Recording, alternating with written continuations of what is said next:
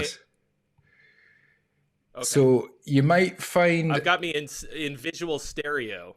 So I've got myself in about 5 different screens, and I'm so used to just working off a laptop with one tiny screen. I'm set up at my mum and dad's, so I've got their TV set up next to me, and I can completely understand why people have why streamers have multiple screens now, because it's a whole. It's a necessity. I did it on one pretty big one for a long time, but now it's like, whoo.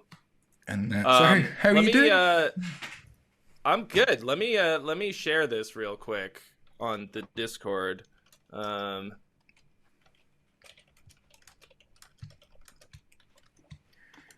This is fascinating to watch. Is it okay? Because what I'm going to... Oh, sorry. Are you go?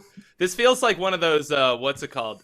One of those like telethons that they used to do back in the day on PBS or whatever.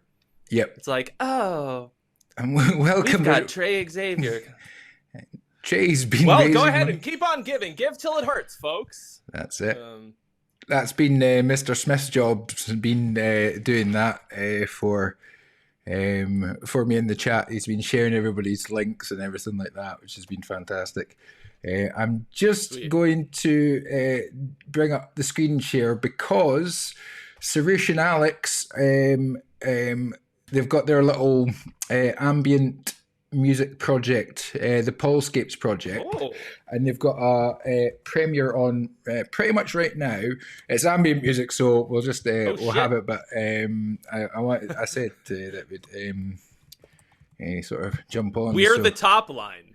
We're the top line. The top line talking. So talking we're gonna, over their nice music. So I think this All is. Right. I'll just put it on in the background because that's what it is. It's ambient. So hopefully we'll just hear. I think it's the final dawn, but we'll just have it lightly in the background and we can talk over the top of it. So some ambient noises, as Suresh says in the chat. So yeah, this is very much like a lot of the charity things that we have here. We've got like Red Nose Day and Children in Need and things, and they get people on. So it's been great. Had Juicebox on. He did some acoustic performances. Sean came on and saved the day while I was cooking risotto and kept people entertained for about an hour while I made risotto. So that's good. A pretty good way to do it. Yeah. Have like guests come in and fill in the empty spot. I never considered doing anything like that, but that's because I'm a gigantic narcissist. Well, to be honest, I am too. I have to say I was feeling quite jealous when Millennial Animal was getting all the attention and I was sat in the kitchen like some poor little housewife. I was like, husband's off doing the hard work and I've got to sit here and cook. So, at least you are capable of cooking. If I cook for myself, it's hot dogs. That would be the name of my restaurant. Welcome to Hot Dogs. Would you like to sample? What do you want to eat? Doesn't matter. There isn't even a menu.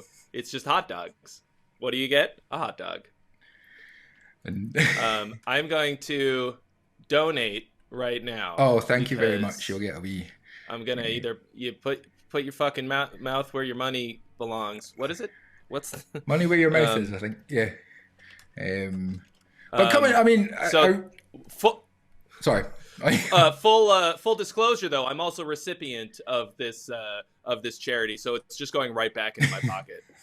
Well, that's why everybody's donating, because it's all just going back to our own mental health. So.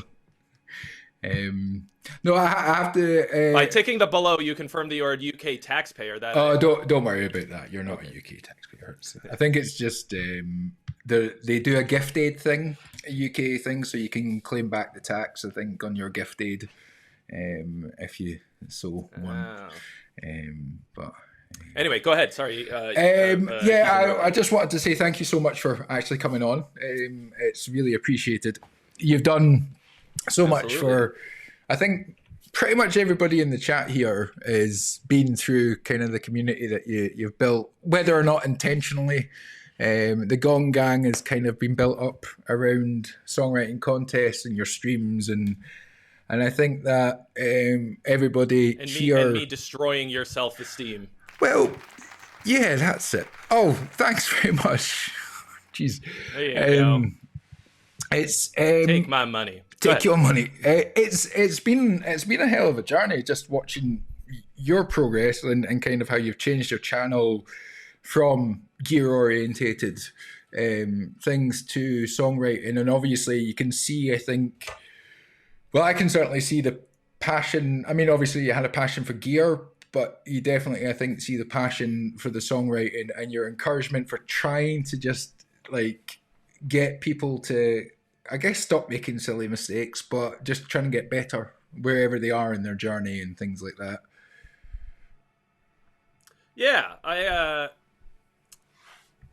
don't know that I ever had a passion for gear.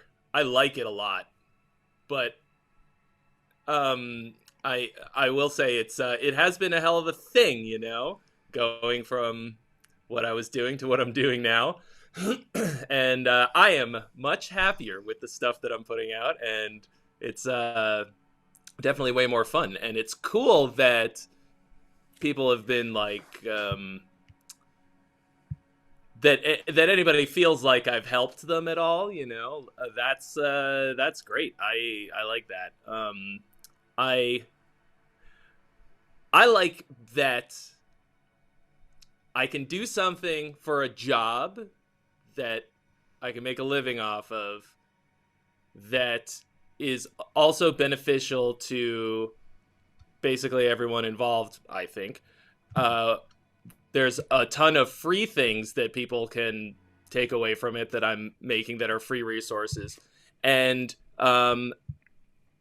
and nobody ever until they get hit with the gong, like I'm not hurting anyone, you know what I mean? It's like this, it's like a all the way around like beneficial relationship. Like what is this called when you, it's a Mutual, is synergy, it? synergistic.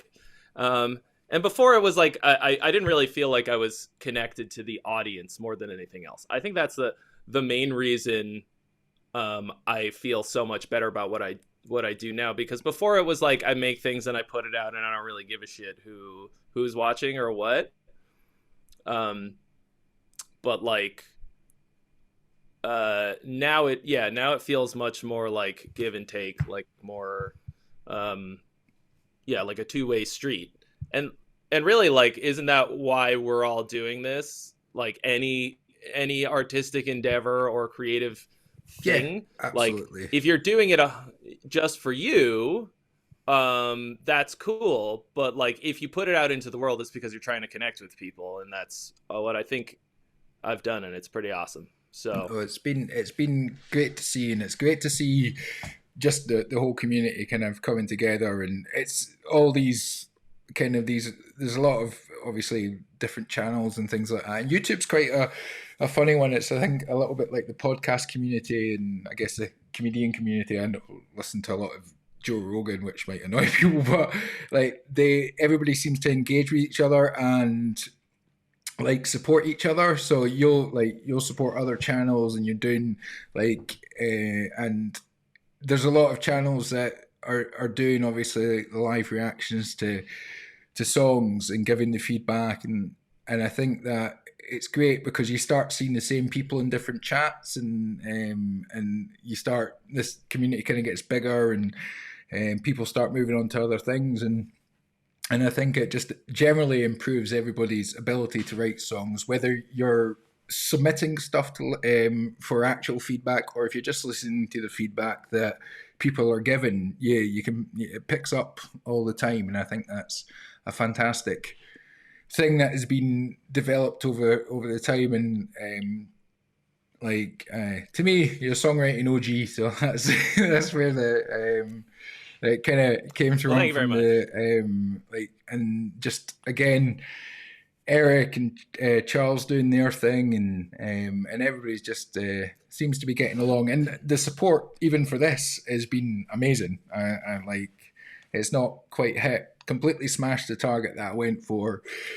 People like coming on willing to perform and sort of hang out and chat and things like that. They even managed to sit through. I read A Christmas Carol this morning, the plan was to read it like at the beginning and the end just to see how. But I'm not reading it again. It was. It took a lot longer than I thought. I thought it was good. Like Charles Dickens, like it's so in depth that it was like, oh. You should have gotten like one of the children's versions. You know what I mean? Yes. Like, do you in the UK? Do you guys have filibustering? Yes. Well, I don't Like, think it's a political thing, but I know about it. The idea okay. of got to stand there and I just read. mean you could you could do that like if you could get through a 30-hour live stream of, you know what I mean, and read all of fucking A Christmas Carol, you should maybe think about running for office and keep this filibustering thing in your back pocket. It was fun. I mean, obviously the original intention was reading the final Harry Potter book, but copyright Pottermore put an end to that. So, but that's, I mean, Well, I understand. You did a bunch of them. That was pretty good. Yeah, I took them down. 107 videos I took down. It was you did 100. Yeah, so I basically the whole Harry Potter thing came from at the start of lockdown. I was in a fitness community on Facebook, and I started reading them on there because I didn't really want to read them out to the public. This was a supportive kind of safe space, and I accidentally, maybe accidentally, subconsciously on purpose, but I went live on Facebook publicly. And then a few people who were watching were like, oh, that was quite good. And then kind of just carried on and ended up reading all 7 books over the lockdown. I set it 4 o'clock every day, read a couple of chapters. A couple of times I got quite drunk while reading them, which was quite fun. And then some friends of mine sort of encouraged me to sort of read them on YouTube. And then I got slightly better with microphones and I got quite into it. And then, then I got told off. And I thought it'd be cool to do a charity stream and read the final book in one go, and that would be a bit of a challenge. But now it's actually been, I think, a lot more fun. Well, look at it like this: do you want your channel to be a Harry Potter fan channel? Like it may have been a like a blessing in disguise in the sense that now you can do whatever you want. Like you can, I mean, I don't know what you like want to do, if you want it to be more music oriented or whatever. But like I went through and unlisted hundreds and hundreds of my old videos because they were just not what I wanted the channel to be about, you know? And like, I didn't want people coming and subscribing to me for like some fucking Nam Booth video that I'm not even in, you know, like you kind of have to curate your audience to an extent. So like, I mean, feels like a lot of work lost to the ether, you know, 100 videos. But like, if those were your first 100 videos, that's also like your 10,000 hours getting comfortable on camera and stuff like that. You know what I mean? It was certainly, I think, having something to read and not having to look at the camera. But it's been fun, and again, just doing the performance. We started trying to write a song because again, it was changing it to try and write a song during the stream. But songwriting is great, but it's quite boring to watch. It's interesting if you're into songwriting. It's kind of fucking boring to watch. But every time I do it on the stream, like half the audience bounces. Because, and again, it feels almost like it should be a private thing, like, because you want to just kind of concentrate on what you're doing, but you're also aware that you need to talk and kind of interact and things like that. But you might get into the zone or something, and you can't. So, I think I did some performances and getting people on to do performances, and that I think was the right thing to do. And obviously getting guests on and being able to chat and listen to music and just have people submit and things like that has been really good. And it's certainly it's been fun. It's not felt like 10 hours plus 10 12 hours. 12 hours. Oh, we're at 12 hours now. Cool. But we'll see what that's like in another 5 or 6 hours when I've still got another 60 hours to go. But I said to people, I was like, tune in at the end because it's going to be probably quite hilarious. Like, so how long is that from now? So it's you said you're 12 hours in, yeah, so that leaves 18. Yeah, 18 to go. So it's 4 o'clock. So it's 10 o'clock just now on Sunday, the 11th of December. So it's 4 o'clock Monday afternoon. It'll finish. But I mean, the folk have been staying. Like Nuke's been in since the start, and Megan's been in. 13 Flaws, he was here at the beginning, and then he obviously had to go to bed because he's about 13 hours ahead. So now it's his morning time, so he's back up. Oh my gosh. Somebody Dead Rabbits have subscribed to me. Thank you, Dead Rabbit. You gotta be they gotta be taking shifts. But about yourself, like what are your sort of plans? Have you got plans for, obviously you've got the ongoing competition and your Friday streams, and you've been doing the how songs are written, and you've obviously released a new single from the Inverture album, which should be arriving at some point in the future. Arriving at some point, indeed. Oh boy! But sort of content. Don't make an album, folks. Don't. No, I don't. But sort of content wise, of your plans. I do have plans. Let's see. How much should I reveal? I don't have any good plans. I have, I'm not good at planning. I'm not a planner. I am strategically deficient. To a certain extent, that's kind of cool because it allows me to be a bit impulsive, and harness my impulsive energy. But I do have to strategize to a certain extent. Part of the ongoing change in the content landscape of the channel is just me deciding what the fuck I actually want to do. You know, it's always a struggle between what you like need to do to have success or whatever, and what you want to do to be happy. And I think I always felt like I could sort of compromise between the two, in the sense that, like, I mean, no matter what, like, I'm usually doing things that I want to do. Like, there aren't very many pieces of content on the channel that I, like, really didn't want to do for whatever reason.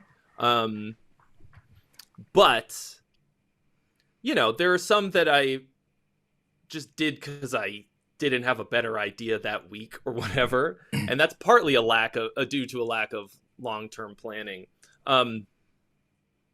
But I have a goal. And I've realized once your goal is really clear, everything else kind of falls into place a bit more so. It's kind of like, you know, you want to go on vacation, but you don't know where you want to go yet. Like, you're never going to get there. You're never going to take a vacation if you don't get your destination, even if you decide you're staying home for a staycation, which is the best kind. But, like, I have a little, like, group of YouTubers that we, have a WhatsApp chat, and we talk a lot, and we strategize, and we bounce ideas off each other and stuff. And one thing that that happened during one of these chat sessions is one of the dudes was like, "Oh, so like your channel, you do like, it's like education, like you have like an educational channel." And I was like, "Wait, what? Like my channel is educational? That's not what I want it to be. It's not that I don't want education to happen. It's just that doesn't feel like fun. You know, that's not my goal. I don't want to be a teacher. I mean, I do, but I don't want that to be what I'm known for primarily, because as someone who taught guitar for a living for 10 years, I realized that I don't have the goal of being an educator. It's a thing that I like to do a lot, but it's not the thing, you know. It's not. I don't want it to be on my headstone, you know. And I like kind of had to really think about focusing in on like a much more specific goal, because up till now, even after I sort of changed the name of the channel, like did the whole songwriting contest, the first one, and everything long before that, and like started steering the ship in the direction of things where I wanted it to go, it's still been very split. It's still been like I'll do a tutorial and then like shit posting comedy thing, and like, you know, that's not a good long-term content strategy. As much as I would love for it to be a mishmash, I'll never reach my goal doing that. And my goal is 1 million subs. Right. I want 1 million subscribers, not just because I'm like a narcissist and I need 1 million people, but because that will really allow me to do exactly whatever I want most of the time. I say that, and even my friends with 1 million subs are probably like, yeah, I mean, not so much. But long story short, I'm gonna sort of be. I'm not going to change the kind of content that I'm doing. I'm just going to. My new plan is to be putting entertainment content on the main channel, and then all the educational content on the Trey Xavier Again channel, because I think it's just two different audiences, you know. Like the educational stuff is very niche, and it's very important because I gotta be like.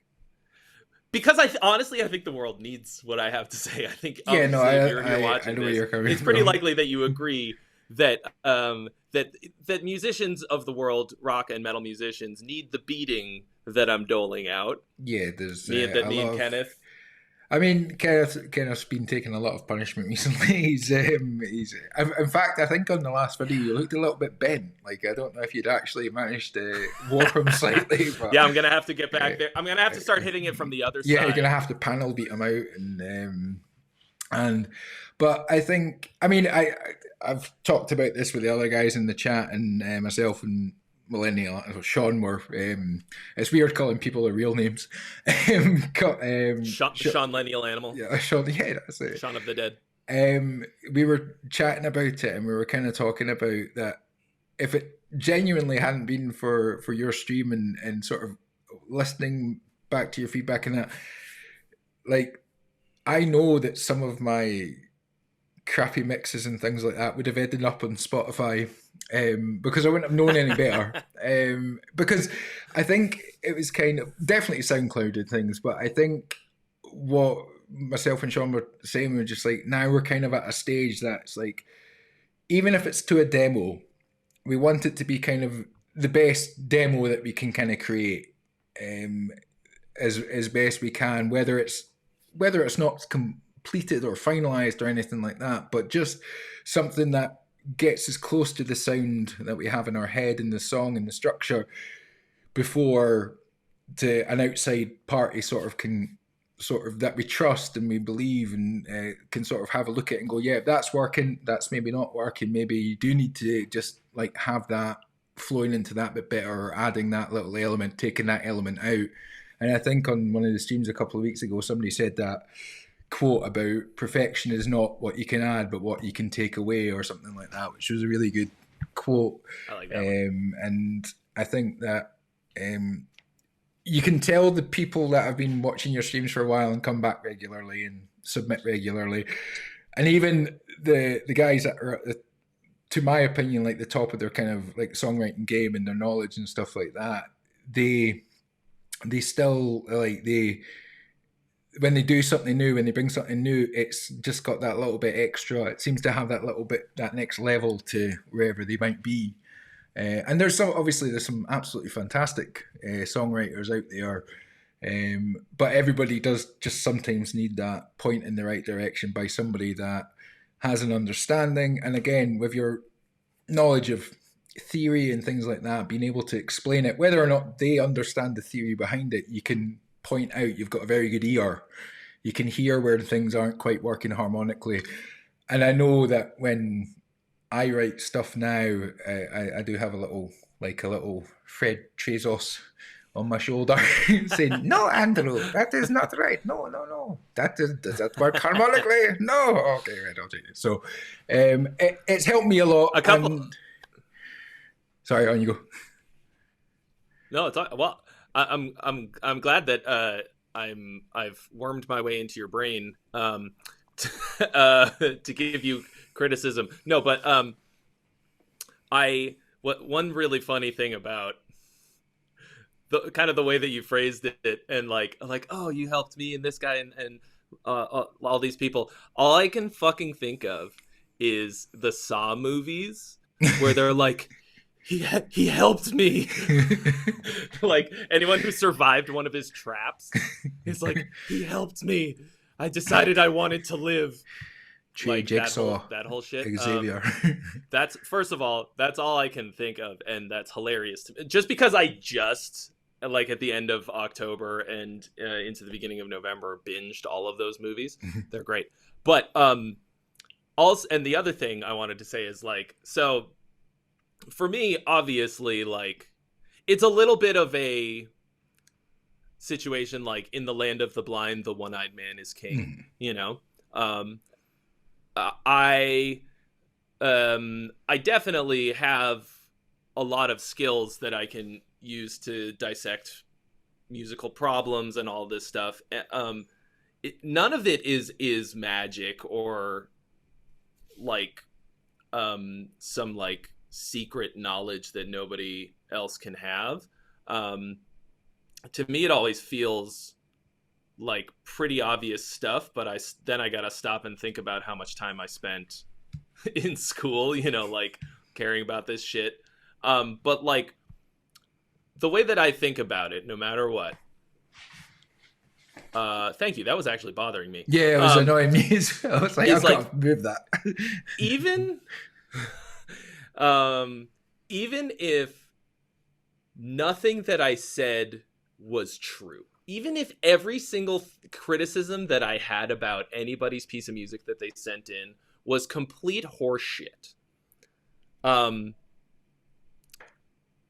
it gets people thinking about their music a certain way, giving it a certain type of analysis, and really caring about all of the elements of songcraft, caring about the craft portion of songwriting, right?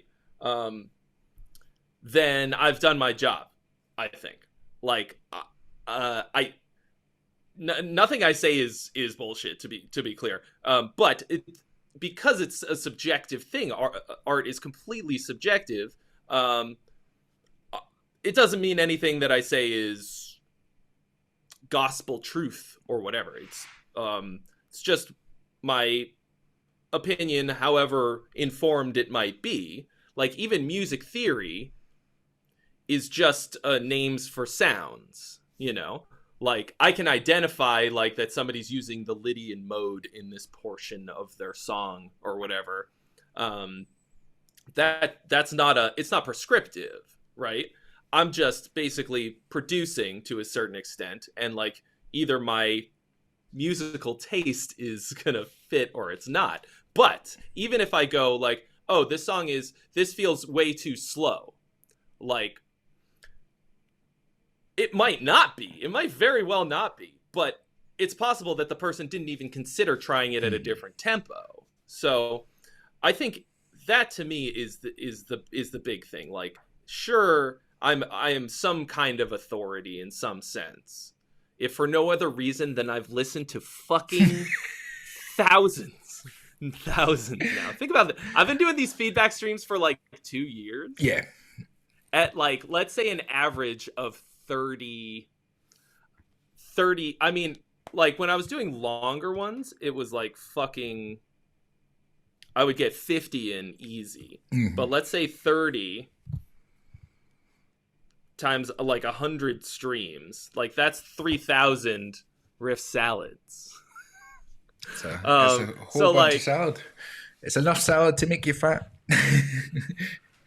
yeah, yeah. So like that to me is the main value, and just like being able, me sitting up there and yelling at people to keep them from doing stupid shit, like makes me feel pretty good about my contributions to society as a whole. There will probably come a time when I like have to spend that time actually making music for myself, you know, like I have no intention of stopping anytime soon, to be clear, but you know, I can foresee a time when that time like could be, you know, maybe I should quit yakking about it and fucking do it. Like I don't write nearly as much as I'd like to. And that's a little bit of why it bummed me out to think about my channel as an educational channel, because my theory about musical education specific, I mean, any kind of education, like learning things is never a waste. Even if you get your whole degree in aeronautical engineering and you never work for Boeing or whatever, right? But it always bugged the shit out of me that I would spend all of this time learning how to do music, and then the only job that I could get was teaching people how to play music. I was like, is this just a disease that we're passing through the generations? Are any of us actually going to stop and make any fucking music? Or is there any of us going to make, you know, sing, like write songs and put them out, play in bands, like whatever. Like I would say probably like 0.01% of the students that I had like became musicians.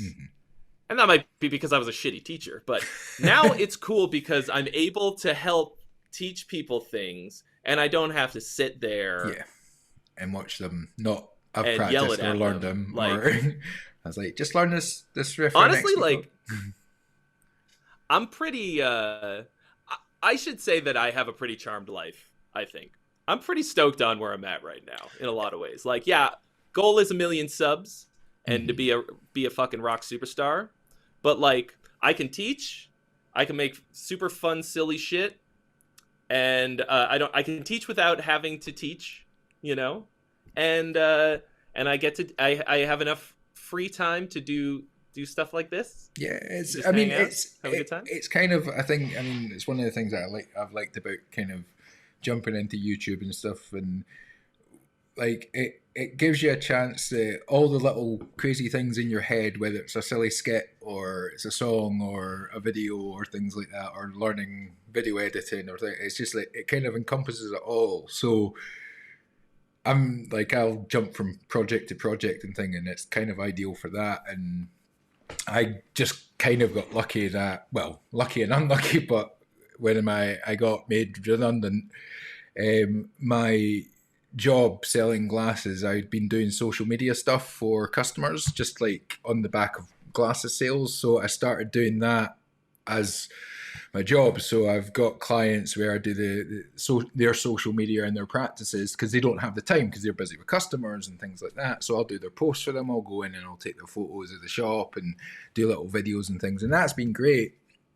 And then the YouTube stuff's been kind of a subsidiary to that, in the sense that it kind of gives me a chance to practice my presentation skills, my editing skills, so I can start putting stuff, because I've got my Coffee Specs and Media channel, which is more like my work-based stuff, but to make that look more professional, and so it attracts more customers, and having and sort of maybe customers that aren't in the business of optics, but like local independent businesses that I can go out and photograph their practice in their shops and make it more about them than a lot of these generic media sales things where they'll say that it's bespoke posting, but it's just basically a bunch of stuff from Canva that they've got off the internet, and the bunch. But so there's that, and it's a lot of hard work. And I think one of the things that's misunderstood a lot of the time by people who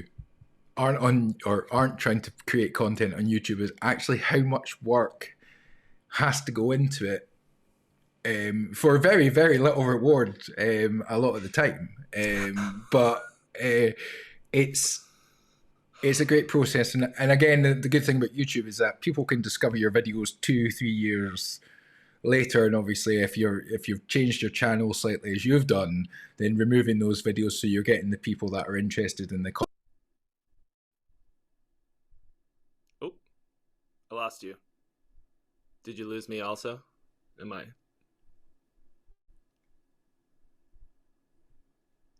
That's all right. I'll just.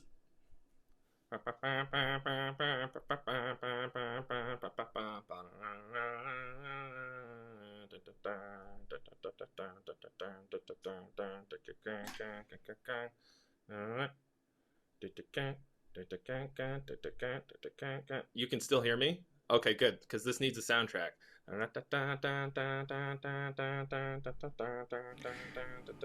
So I am now back. Oh, there he is. Yeah, so Logic Pro likes to shit the bed every couple of hours coming through. So it comes up with a little message saying that some audio input isn't working in it. So it's been doing that sort of predominantly through the stream. So every so often it'll go. But it did it when I was performing a bloody song. I was singing away. Oh, no. I was going full ham at it. I was doing a cover of Street Spirit Fade Out by Radiohead, one of my favourite songs, and I'm blasting it away. And I come back and see the chat, and it's like there's no sound, Andrew. I'm like, fuck. So I went back to do it again, but it was. But they got a whole silent performance of jumping about and singing, and stuff, so it would have been. Well, so apologies for my Logic amateur. Yes. But it seems to work most of the time, and I think the fact that I've been streaming for 12 hours, man, it's doing all right. It's touch wood. We're still okay. We're still going, and everything. So I just realized I didn't share this on YouTube. Thank you very much. I appreciate that. Well, that's a kind of performance. Like. It's an art piece. Watching a man perform Radiohead with no sound. No sound. To be honest, it probably was probably better without the sound, but I'll listen back to it and I'll be like, oh yeah, because let's face it, Radiohead is not an easy song.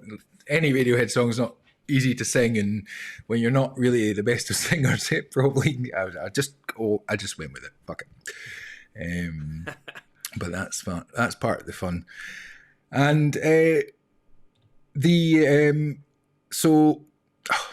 brain just went and farted there.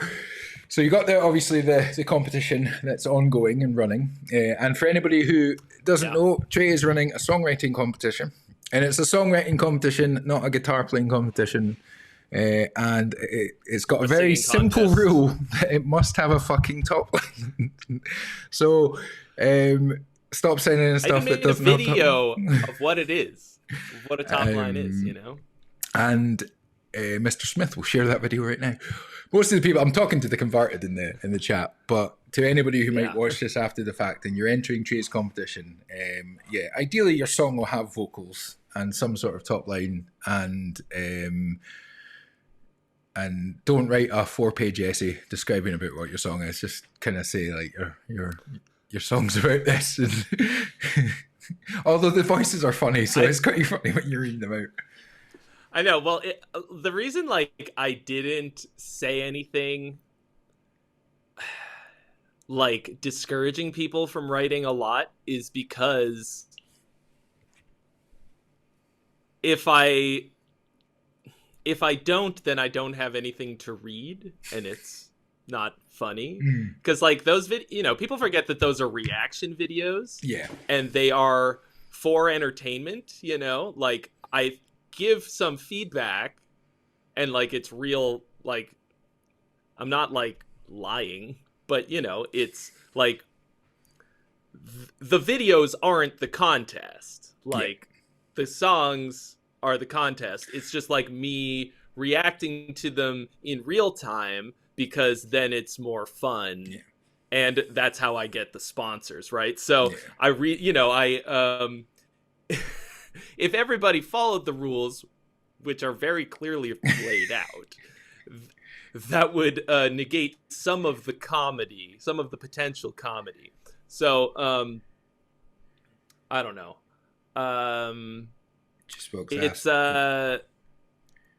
it's Sorry. fun. It is kind of funny. What did you say? Oh no, I was just Juicebox asked how come I haven't heard any of the song contest entrants up to now. Like I haven't seen anyone who regularly submits to the streams. Um, Good question. I mean, Probably because the people who watch Enslaved the Angel streams are taking some was in here time to. earlier. Yeah. Yeah, they're probably taking some time and going, no, I'm going to do this. I'm going to do this right because if I send something in, Trey knows me from the stream. He'll tell me off. He'll make a big point of it. He'll be like, "Fucking, I told you." Yeah. Well, Um, I'm not treating any of the regulars any differently, and they know that they're not going to catch a break, so they know that, what I'll like, or not. But I don't know. I don't know. They just didn't get in quick enough because like I've got a lot to get through, and and they a lot. I think also actually, Ruined Effigy just made a good point, which is that they know that I'm not gonna get to them that fast, and because they're generally higher quality stuff, they might have something that's worth releasing. I was going to ask. I don't know. One of the things about your wee character voice is when you're reading out the emails. Is that like first take, just the first voice that comes into your head, or do you do a couple of retakes? Or because some of them just seem absolutely perfect. I don't have time to do. Oh. I don't have time to do multiple takes unless it's like real shit. It has a couple. There have been a couple that I'll get like halfway through and be like, "This sucks. I can't do this. Voice isn't working," and I'll redo it. But it's usually just the first one. Sometimes I like when I start filming, I gotta like warm up a little, and do a couple. But yeah, I mean, it's cool because it's good to know that even if I fall so far out, like if the YouTube thing doesn't work out for whatever reason, I could probably get some voiceover work for for my ramen. I'm pretty sure you get some producer work as well. So that is likely. I think that's honestly more than anything else why I've felt comfortable taking risks in my life. For example, spending a small fortune buying the company that I work for, and going far out on a limb for a lot of different things, is because like I feel like for example, when I was doing gear stuff, I always felt like if it for whatever reason didn't work out, I could always be a rep for a gear company or or I could be a bass player for a band that needs like every band needs a bass player, right? Like I could just do that, and I think having that kind of a safety net of too many goddamn useful skills, which is something that if you're going to do YouTube full time, you have to wear so many hats, not just like I wear lots of hats on the stream, but like you got to, be able to write, record, shoot, edit, color grade, like, and know your shit and all this stuff. And like at a certain point I was like, oh wow, I could do a lot of stuff and like I could probably get paid to do all of these things. So well, that's it.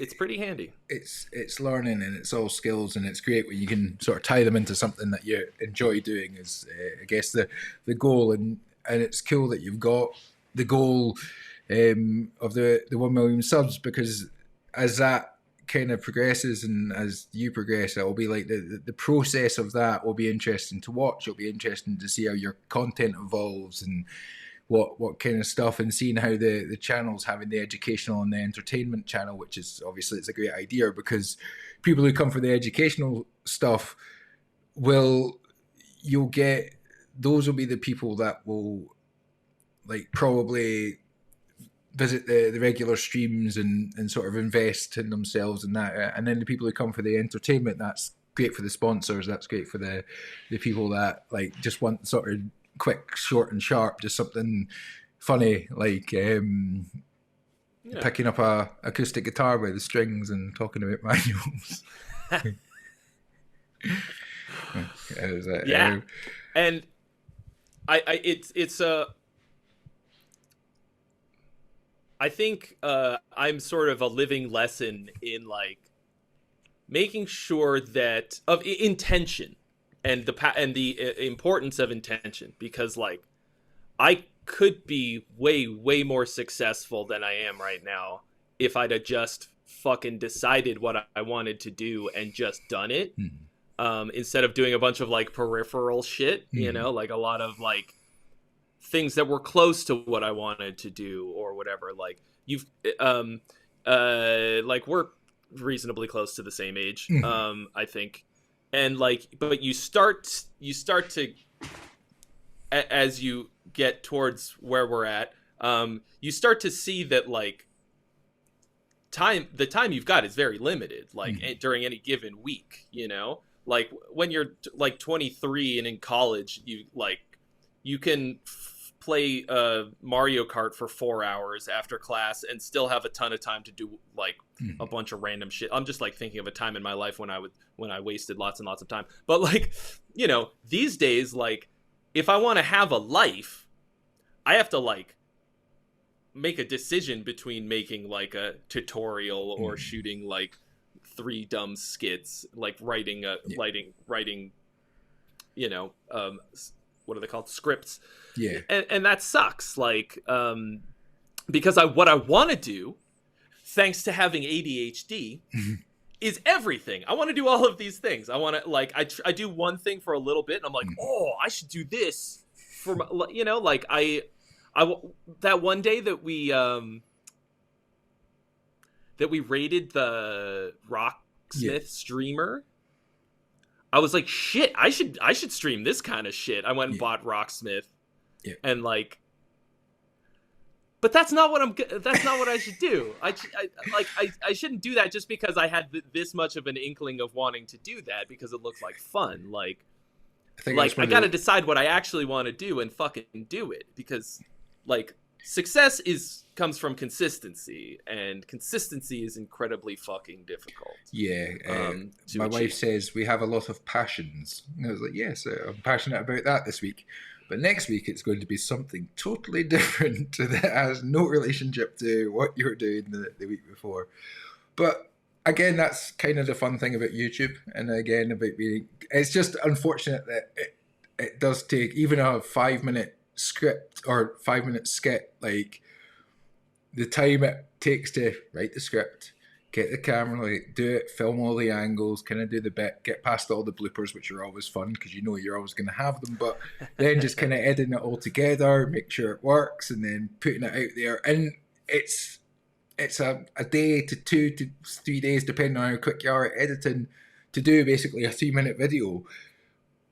Now, for someone like yourself, that's a bigger challenge in itself, because you are reliant on kind of like for myself, it's kind of more of a hobby and it's a bit of fun, things like that. It's nice to see the views and it's nice, but when it's because it is basically it's your living, it's what brings in your income and your ability to, it's one of the things. So I think as you get obviously more successful in that, the more pressure or the more reliance on it. And I think that some YouTubers, I imagine, have got, like, I'm sure you've had this discussion with, but the ones that have got to those sub counts and things like those millions of sub counts have kind of pigeonholed themselves into something that they're kind of stuck with now. So it becomes less of an enjoyment, and they still love it, I'm sure, but you kind of see it. You can sometimes see it coming through in the way that when they're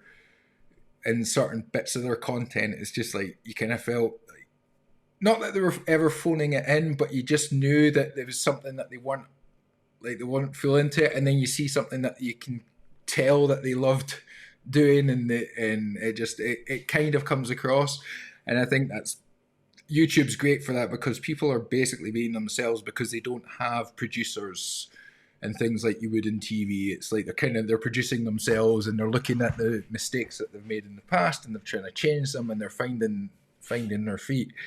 But I think as it gets more and more and more, it's like it must get stressful. But I think it's an exciting journey, and for a lot of them, and I'm sure it's been an exciting journey for yourself, like to where you are now, just kind of seeing how things are stressful as fuck, and probably in aid of mind as mental health. I'm sure it's not been the best for you over the years, but I think it probably has made you stronger, more focused to find what it is that you want to do, like fully. And I think that for me, just even over the last 2 years of watching your stuff, I've certainly seen it like this sort of.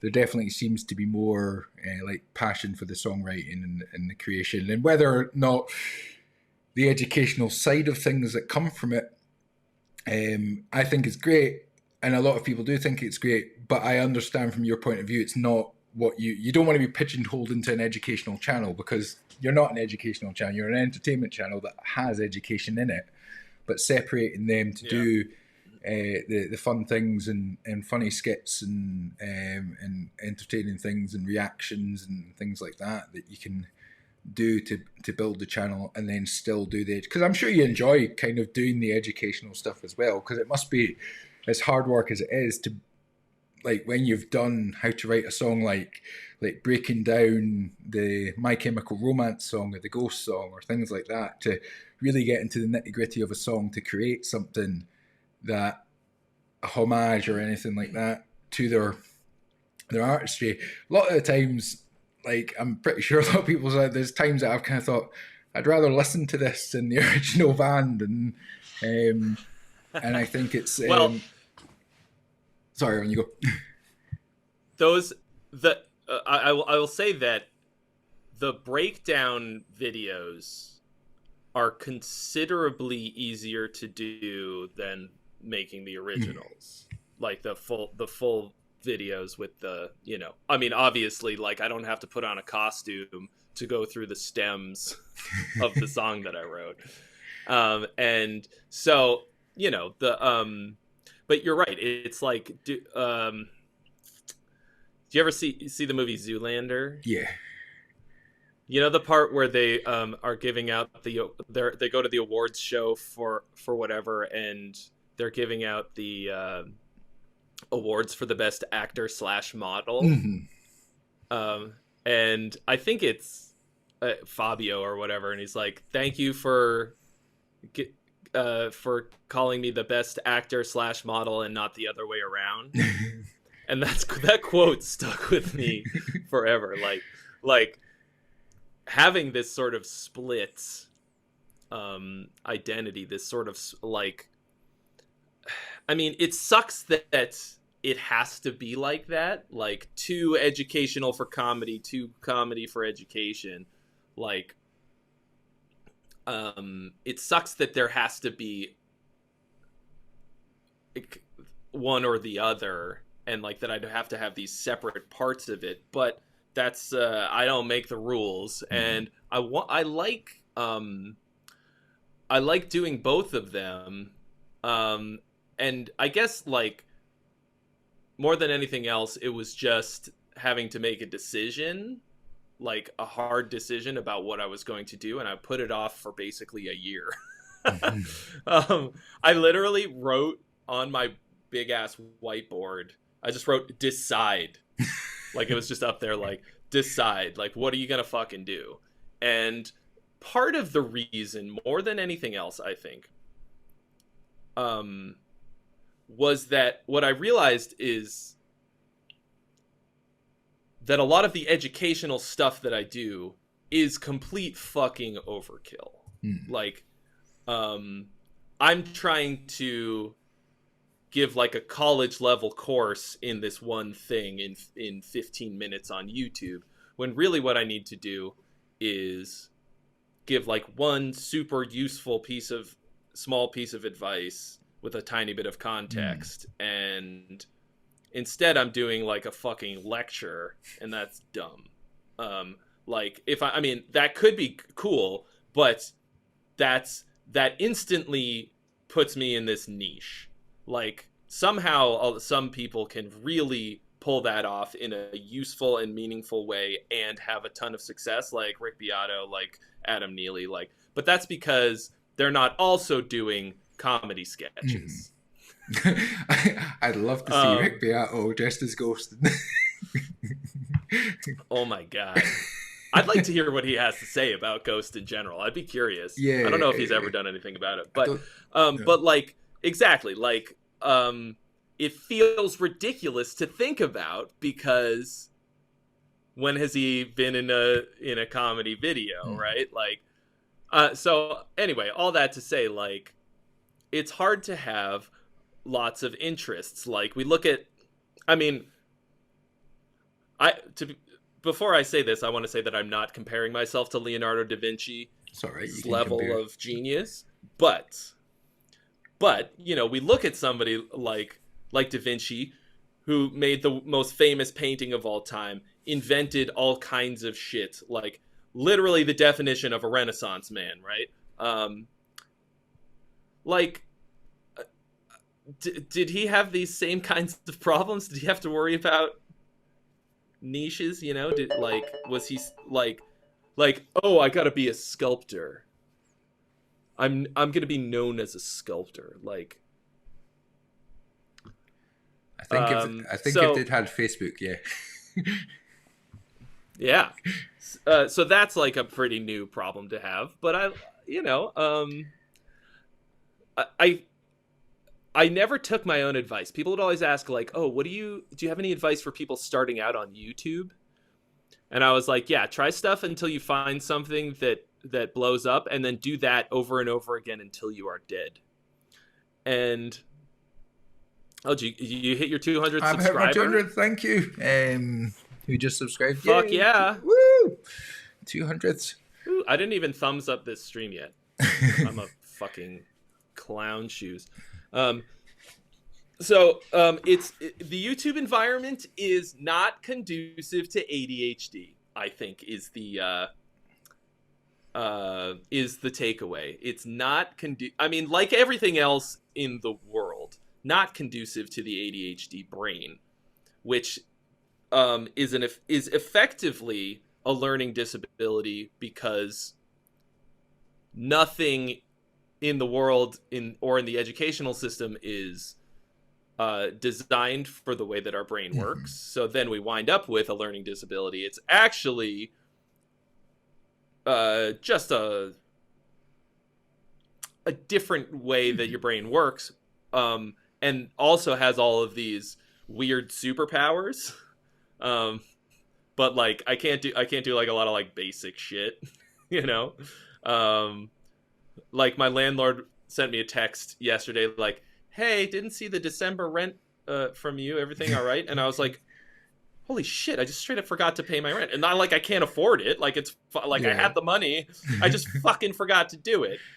And like you know, anything with a lot of steps gets put off. But like at the same time, like, I don't know very many creators and creatives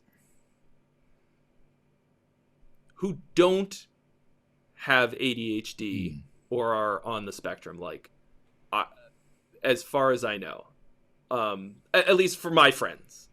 Like, I think even if that none of them have been diagnosed, after a while of talking to them, I'm like, have you ever thought about getting tested for that? You know, I think it's one of those things that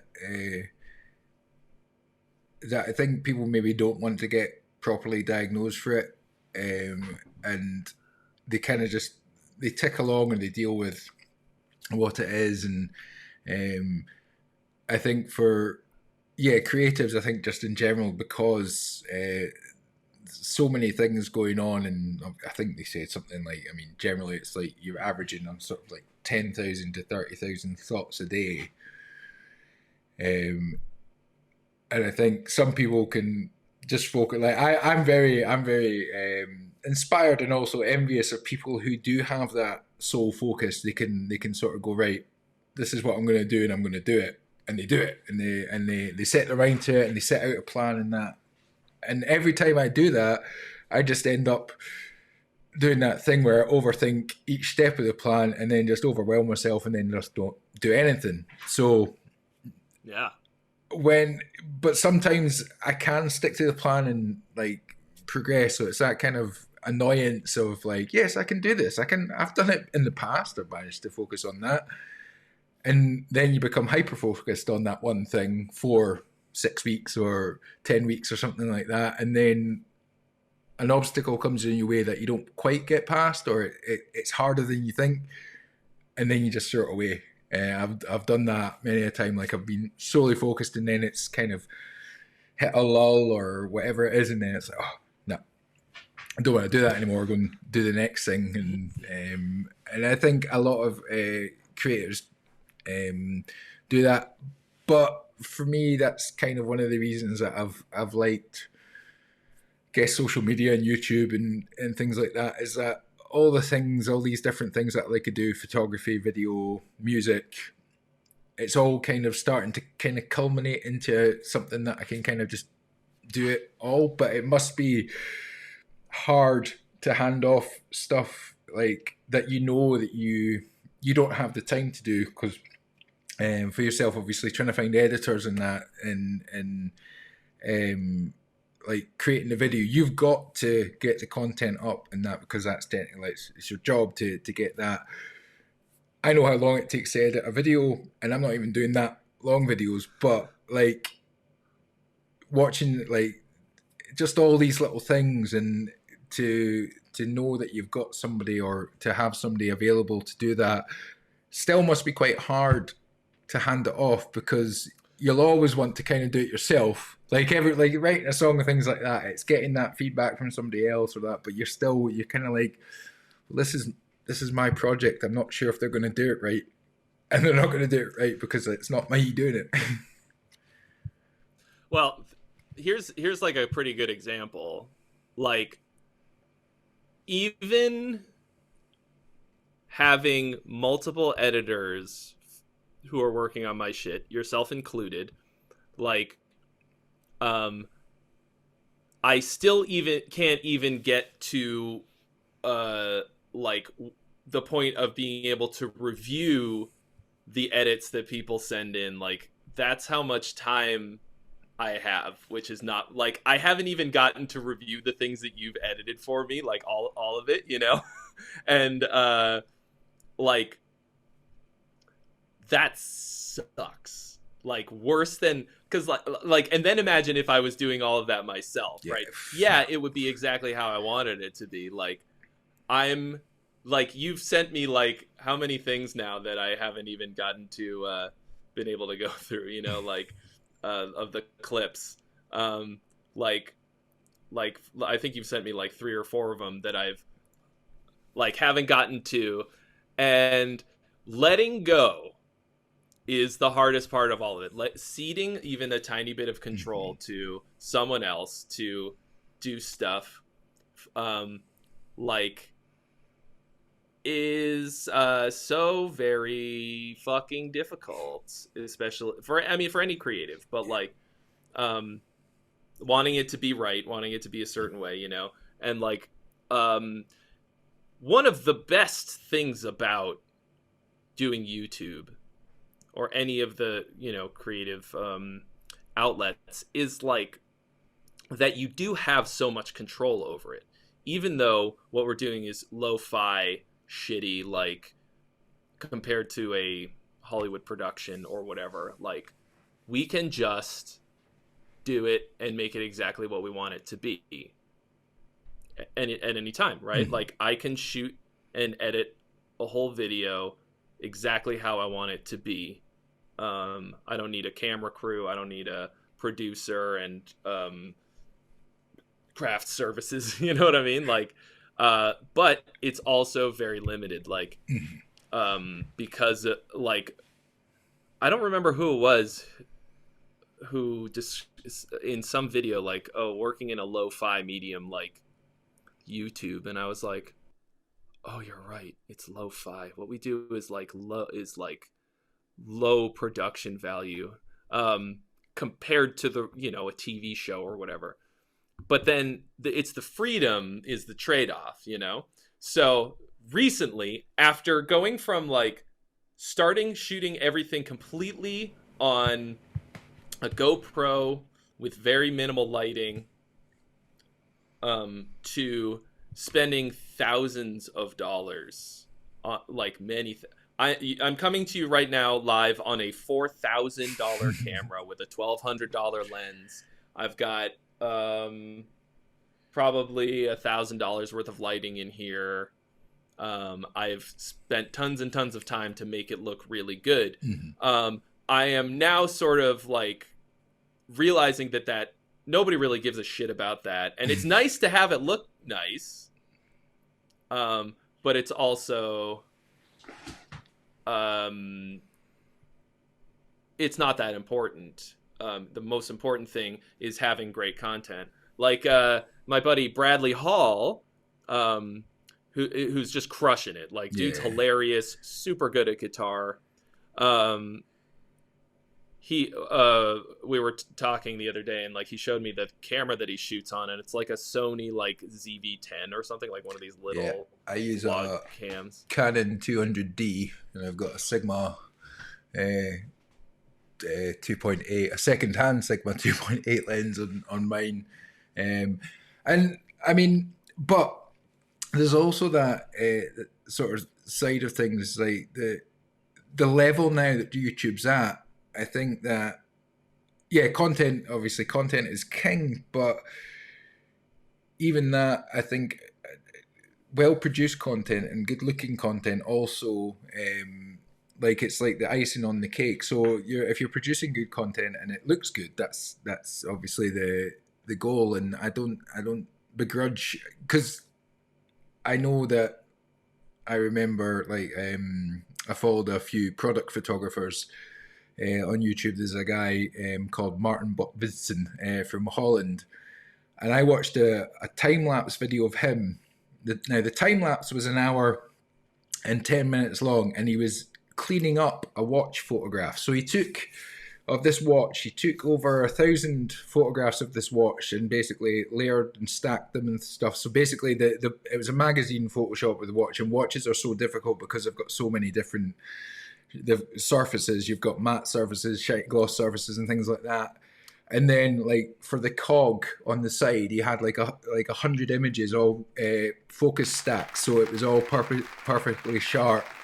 And then it was 6 hours of just cleaning, so going in and dusting and cleaning all the little dust and scratches and things like that, and then adjusting the gradients. And it was fascinating to watch, but it gave me a whole new appreciation to product photos. Like, because I'd be watching some Peter McKinnon stuff, and he'd be like, "I'll take a photo of it," and he takes a beautiful photo and it looks cool. But then you go to like the other layer of it, where it's got to be in like a magazine, like, and it's a picture of a Rolex or something like that, and you look at it, and no matter where you'd look in that image, it would be crystal sharp.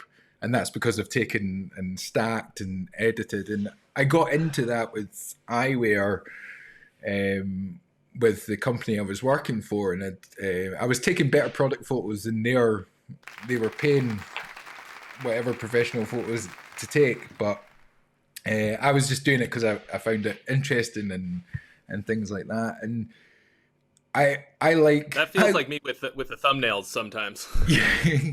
Well, again, I mean, I've been cutting shit together. Like, there's a channel I've sort of discovered again just from watching it called vidIQ, which is quite interesting. It's about kind of like, and they do a similar thing to you with songs, but they do it on channels and videos and things like that. So they'll have people, and they've got like a random, and so people will put their channel in, and it's very interesting to see them sort of break down the channel and sort of say, right, well, what's your channel about? There's no clear indication on this, or you've you're having drop offs at 30 seconds because you need to, like, these things are going to help you do that. And that opened my eyes a lot to just simple things like kind of going back and looking at some of my videos and looking at the analytics and going, okay, right, that dropped off.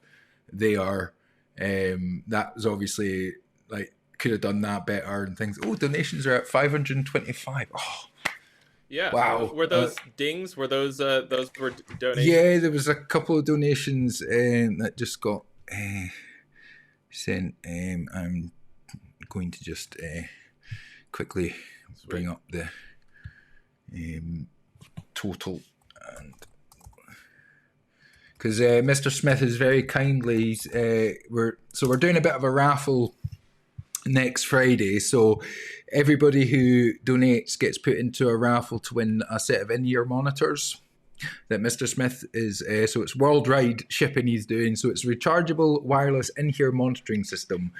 So everybody who donates gets put into the draw, and then I'll do a little spinny wheel thing next Friday, and the winner of that, I'm also going to give away some of my coffee blend. I'll order it up and send it to them. And I've got an old guitar course that I did at the start of lockdown a couple of years ago that never really went anywhere. So I'm just going to put it all in the Dropbox links and give it to everybody and say, here, give it to your friends and family, and just use it as you want. It's a very much beginner's guitar course. Can I contribute something to the Of course you can, yeah. Can I contribute a...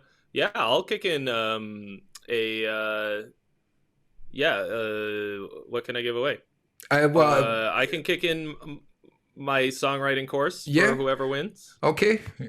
There, you've heard it here, right? So now we've got Trey's songwriting course, which is fucking fantastic, by the way. So yeah, that's everybody who anything for the kiddies donates, and we'll do that. So at the moment there's a few prizes, so that'll be a fun Friday. So that'll be before your stream. Sweet. And that, so E. Urban says, Trey Xavier, what's your policy on deleting stuff? On deleting like songs? That's what it seems like they were talking about. I think there's no reason to ever delete anything. Like how big is a session file, right? Like mainly because I don't have any reason to okay. I don't trust myself in the moment enough, my judgment in the moment, to know whether a thing is good or not. This is something I talk about in the songwriting course all the time. It's not your job while you're making it to decide if it's good or not, and maybe not even the next day.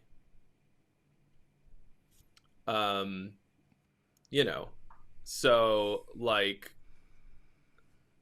you just, when you're done with it, you just put it in a folder and leave it there, and you don't get to decide if it's good or not until much later. Like, you could go back to it and you could realize how fucking sick it is, or it could spark an idea, or you could, I also, nothing I do is ever done. So I just go okay, here's a stub of an idea. I'll go back in later and polish it off. I think Gavin's just put new song 1, version 2, final, version 3, .wave. Yeah. And then you got to put all caps final, you just, I don't let my own self-loathing in the moment destroy what could be great, which turns me into a little bit of a hoarder of ideas sometimes. But at the same time, it's not like you're a real hoarder and you can't move in your house because of stacks of old newspapers or whatever. You just throw it in the corner and move on to the next thing, and then come back later if you need a thing. Back when I used to do Sunday streams writing every week, I was working on this one track, this cinematic guitar thing, and I I didn't open it for basically more than a year and a half. I think a year and a half. I'm sure some of you watching remember when I was working on this, and it's like fucking sick. I opened it up and it's like mostly done. There's like a middle section that just needs work, but like the rest of it is like total banger, completely instrumental cinematic guitar thing. And yeah, Topher for sure remembers. He was there. And I just like it was kind of abandoned, but only out of just because I didn't do those streams anymore for a while. And so it's like I pulled it out the other day because I was like remembering it and I was like, I want to work on something for me. And it's just awesome. And I think if I'd like, I mean, obviously that was an idea that I put a lot of work into. It wasn't just like a stub of an idea and then abandoned, but like I kind of abandoned it. And if I'd have been like, fuck, and I delete it, then I wouldn't have had it now. Like sometimes you just go back through, I'll like do like when I'm done working on something for the day, sometimes I'll like export just like a shitty like MP3 mix down of it, just because if for nothing else, to have it in Dropbox in case I delete the like whatever reason lose the original, and I can recreate it or something. Sometimes I'll just go back through and like listen to all these like shit versions and be like, oh, that was awesome. I remember doing this. Why didn't I do anything with this? And maybe 80% of them are shit, but like we're always just looking for the tip of the iceberg. So I don't delete anything.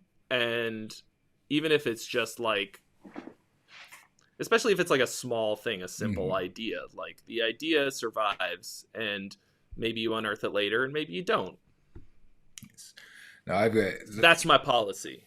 That's a good, I mean, that's like obviously I've been listening back over the streams and stuff, so it's interesting to hear my older stuff. But some of it I'm like, actually, yeah, I need to go back and work on that, because that was a good idea. It was a good idea in essence, but not well executed, and there was simple mistakes that easily fixed and things like that. And I think that it's one of the things that like learning a DAW or learning to create music and learning to use it and use it well. I think that that's definitely something that has been a big difference for me, is realizing to not touch presets when I'm writing songs. And just like kind of, because pretty much most of the presets now, it's like, and that's what I love about the fact that I got that amp knob and the bass knob, and that's been great, because it's just like it sounds good enough for what I need to write for a demo or things like that. I don't really need to worry too much about mixing it. But then obviously listening back to the early stuff, when I'd watch a couple of videos and go, I know what compression does, I'll just do this. It's like, no, I don't. Like, leave that alone. So I've learned not to touch things and just try and get the ideas down, and leave it to somebody like Eric to make good, because that's what he's awesome at, and also at producing and everything. And I can't thank Eric enough for like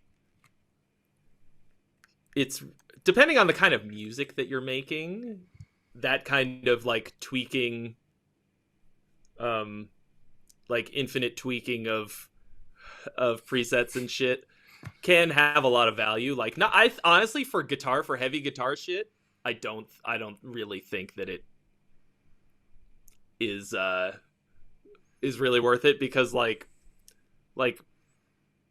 that kind of thing is cool, and maybe like you want to develop a distinct tone, but like, yeah, not nearly as much as like playing with a soundscape, like synths or effects and stuff like that, like sound design, which is important. But like, yeah, just like that's not going to really give you a timeless song, which is, I think, kind of the lost art portion.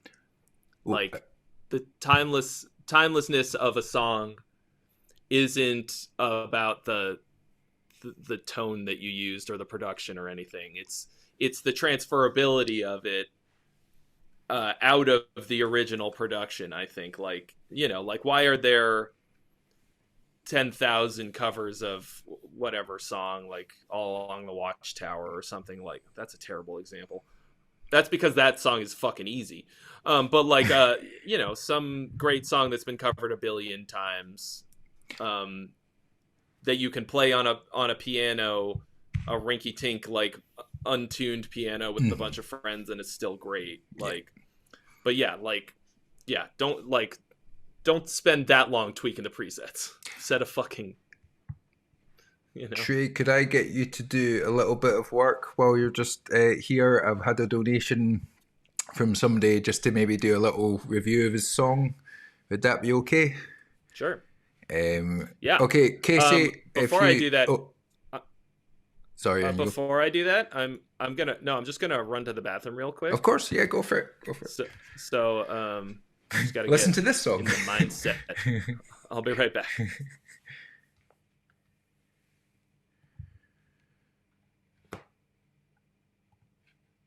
Yeah, Casey, if you chuck it in the song for the stream, where did it go? Charity stream. There we go. Casey77. There we go. Right, let me just bring this up. I'll not start it just yet.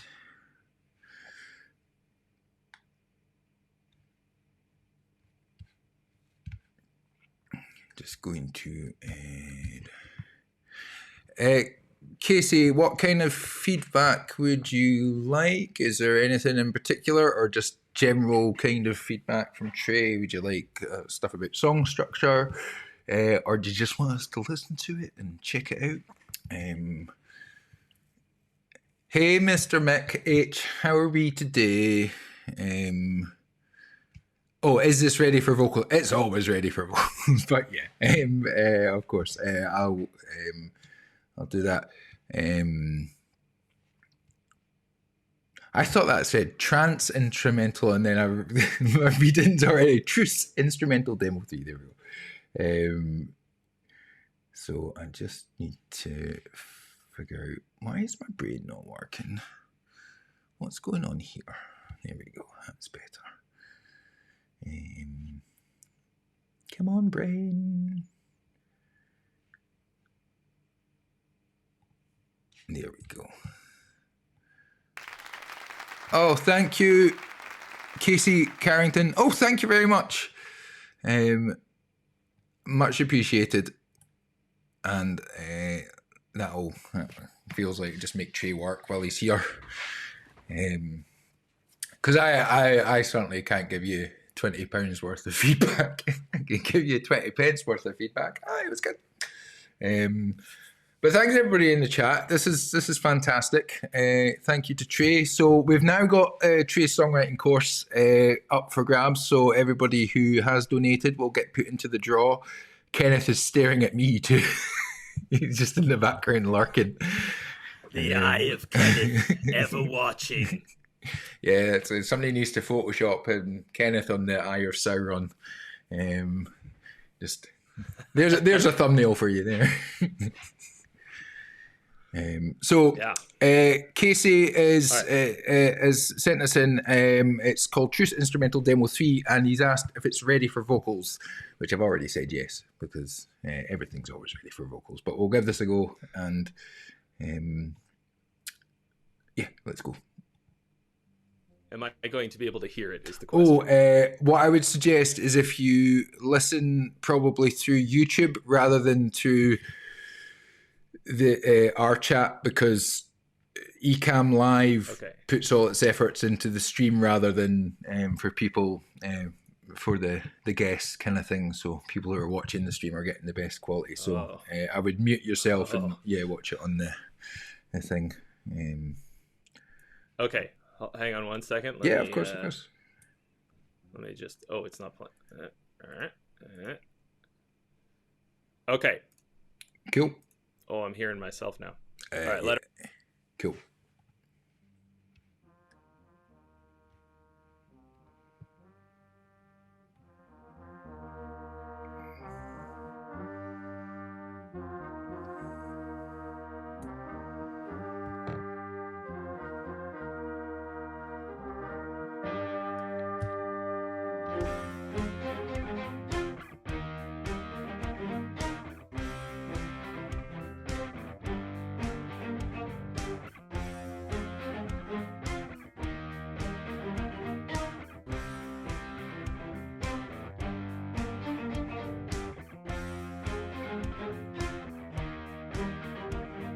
Oh no, I am hearing it through Ecamm.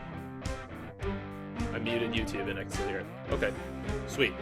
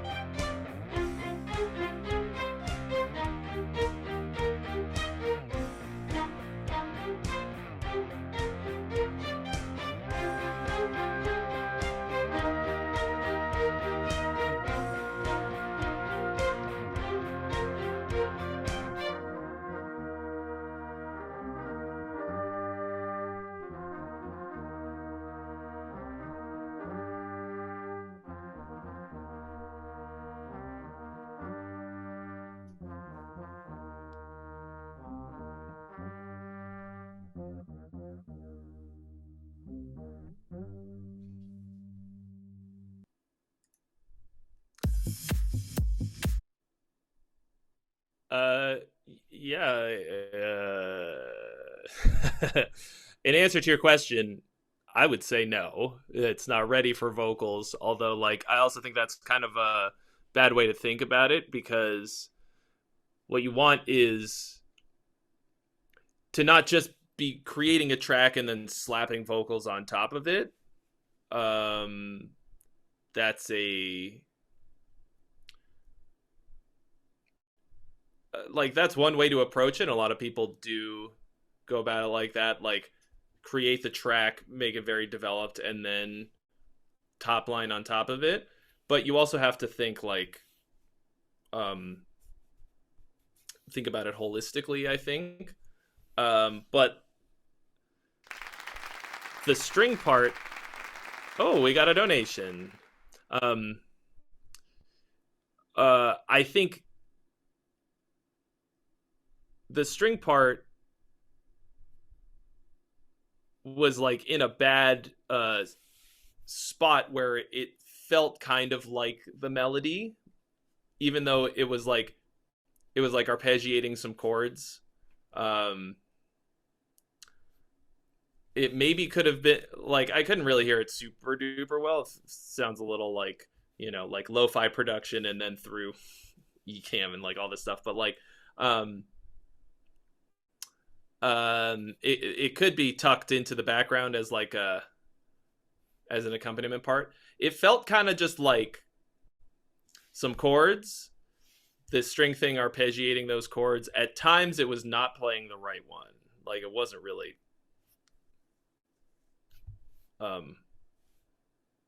it didn't feel like it was the strings were the vocal melody placeholder. Is that what you're saying, Casey? That's his song. Yes, Trey, it's Casey's song. So yeah, so placeholder. So yeah, absolutely placeholder vocal melody. So the strings. I mean, that's so the strings were the vocal melody. You think somebody's gonna sing da da da da da da da da da da da da da da da? That's like an impossible thing to sing. Like, like if you're gonna have a play. Wait, when you say placeholder, well, then what else? Then what really is the song that you had? Like what you then basically what you had was just like some power chords, and it's like there just really isn't a whole lot there that makes it a unique and distinct song. I don't know how harsh I should be considering this is for charity, but should I be? I think I'm just gonna treat this as if it's treat it as a donation, because you like this is like people know it's feedback and it's what people need to hear. So and you know what you're talking about. So go for it. So, to me, the most unique part of this, is this the thing that bookends the whole track, which sounded like horns or something, right? Like bam bam bam bam bam bam. Like I remembered that. Okay, so that's good. The middle part felt like this kind of loopy mush of just like chords, and it kind of just goes and goes, right? The problem with the intro thing is that it, like, you harmonize it in fifths, which to my ears, like, I really don't like that sound, like parallel fifths almost ever. I keep saying it's horns. I couldn't hear it that super well. Did it sound like horns to you? Yeah, it sounded like horns. Okay.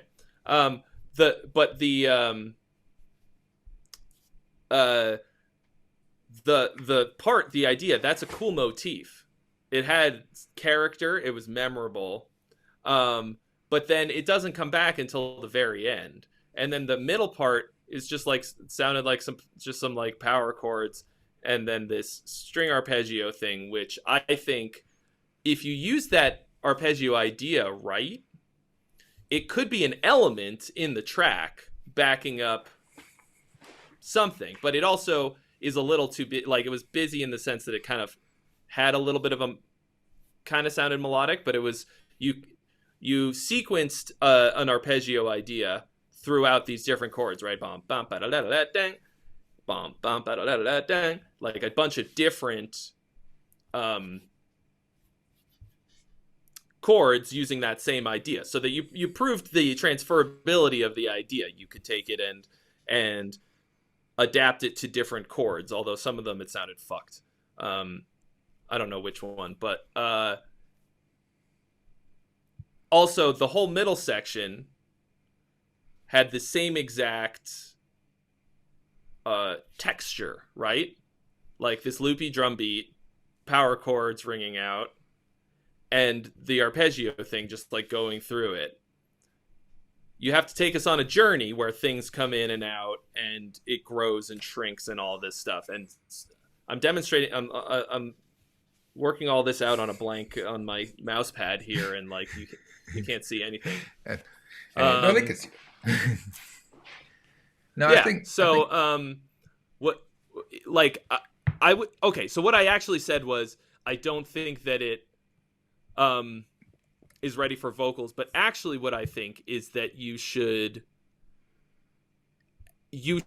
write vocals for it now, because it's going to give this some direction. Right now it has no structure or direction. You've got an intro, this thing in the middle, and then an outro that's the same as the intro basically. And thank you for donating thank you. to the charity today. So you just that's the having some vocals and lyrics and melodies is going to instantly give this some direction. Perfect. That's what I think.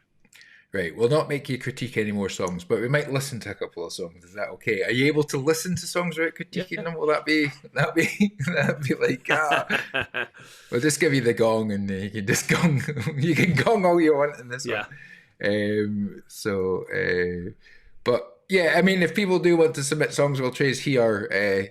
Leave a donation as well. I'm gonna milk him for what he's worth. So it's like, no, I appreciate you coming on, and I appreciate that listen to some songs and just kind of hang. And obviously, like, don't like you can go at any time. Just say you're fed up with my chat and that. But it's good to hang out. It's nice to hang out. It's all right. Yeah. So, Casey, back to especially since there's so much less. Since it's not so much about me. It's nice. You're like usually when I'm streaming, it's like, I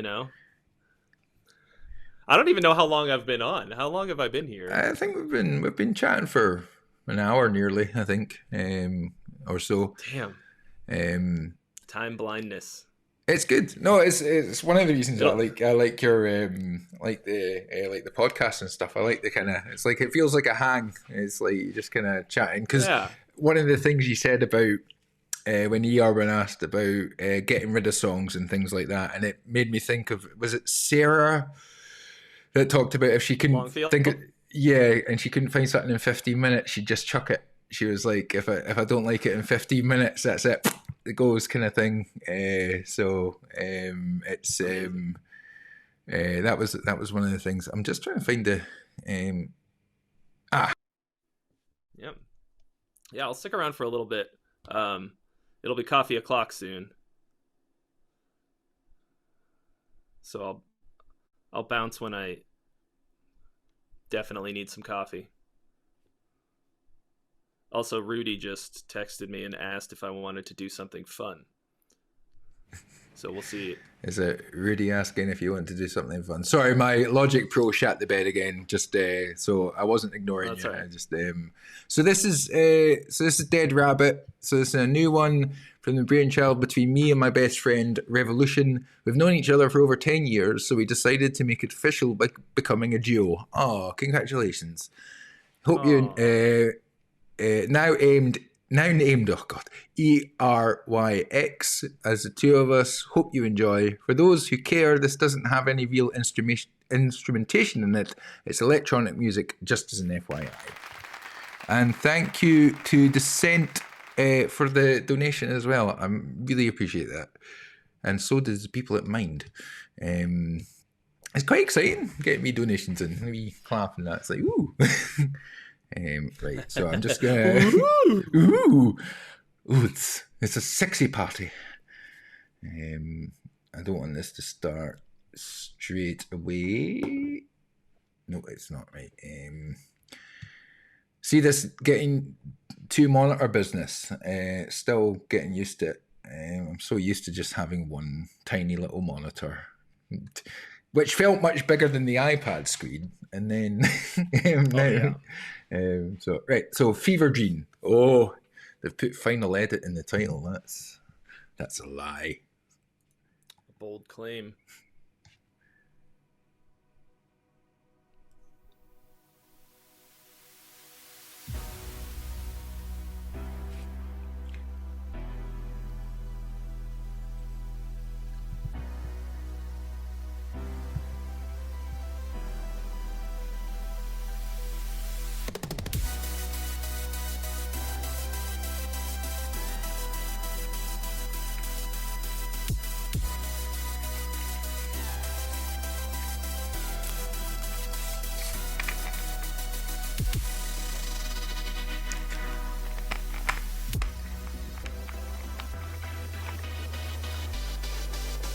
Crank it up a little bit.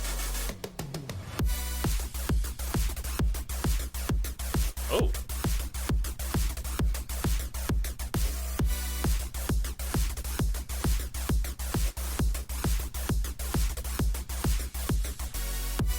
That's cool.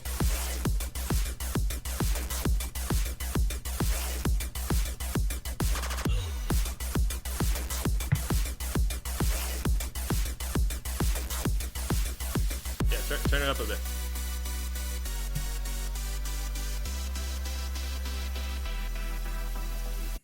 Ah, shit, sorry.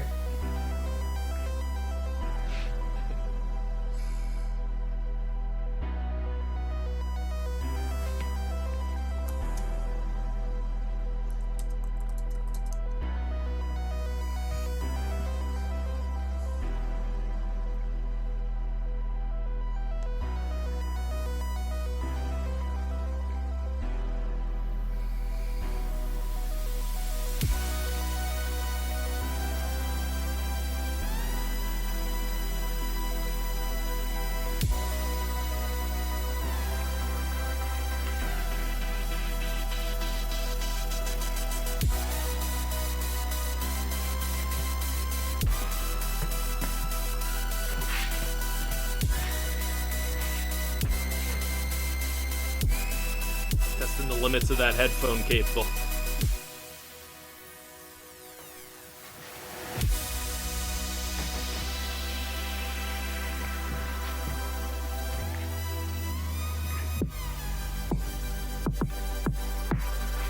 I am rhythmically very confused by what's going on in here.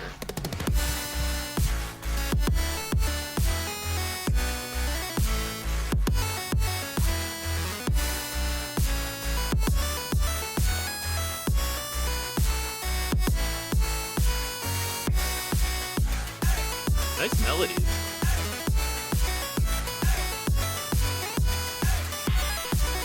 That was a little wonky, but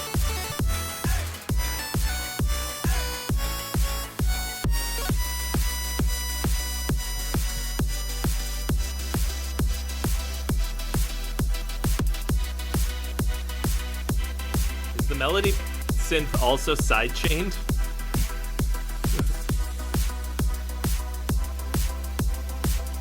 I know you're supposed to sidechain everything, but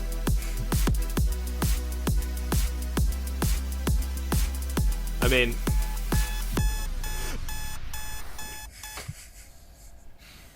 God damn it, I hate alarm sounds. I thought I really liked the sound of that, even though I'm hearing it kind of shitty style. But I would for sure listen to stuff this type of this kind of sound. That's really pretty nice. A lot of it. But it also felt like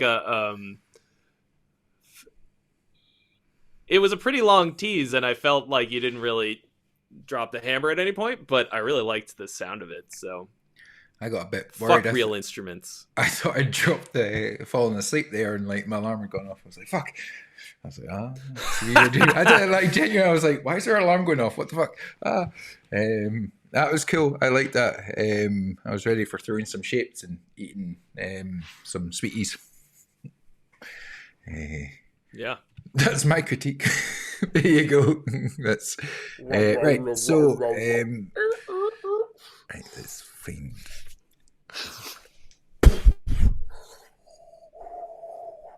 Where did right Descent, you where did you put the song for the stream? There it is. This is a song Whom the Gods Would Destroy from my album of the same name. This is a tribute to old school black metal, and when I say old school, I mean Venom, Bathory, Emperor. I don't know who any of those bands are, I'm sorry. The album is a concept album. This is the final chapter. Thanks for listening. It's long. I wrote, recorded, and mixed all the instruments. I love that old school, like, we're talking like black metal did not exist before the like mid 90s. Like it's not that fucking old. I mean, it's old. If it's more than 30, it's old. It's I guess it's starting to get there. Right, just before this, just Whom the gods would destroy. Let's get the volume of this. Yeah, unfortunately, Ecamm doesn't make sound good for guests. Only makes good sound for the viewers. So you might be better with the. It's all right. If it's black metal, it's not getting any better production wise. You know.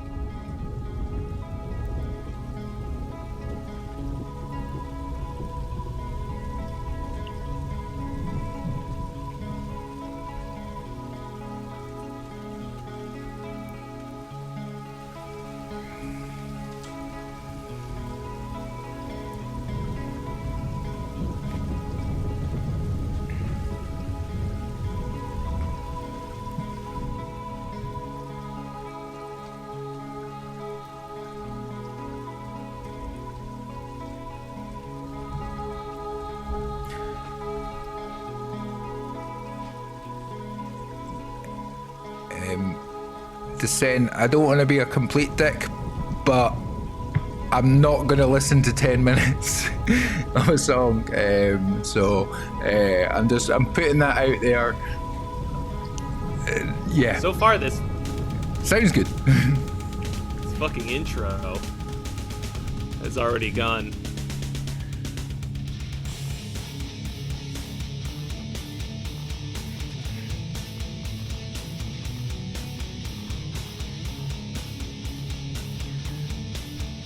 don't know if you've seen that, Trey. Millennial Sean saying if you right click on your eCam screen and click more controls, I think you can mute and then listen on YouTube.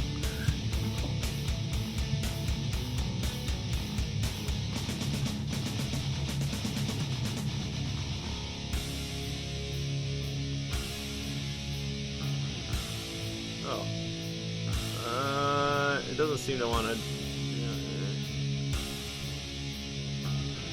Although I did just discover that there's the comments section in eCam.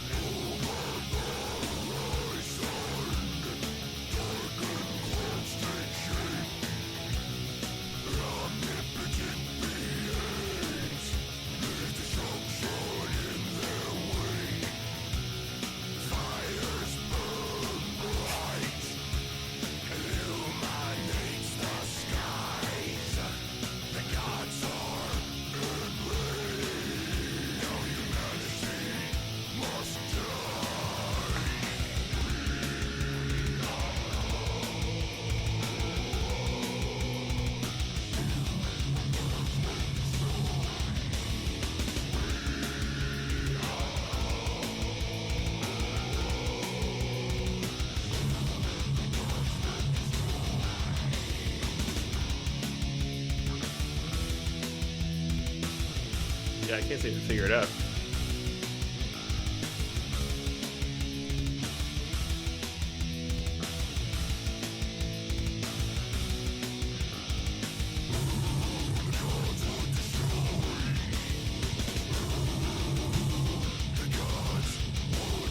Yeah, there's no volume control for me anywhere in eCam.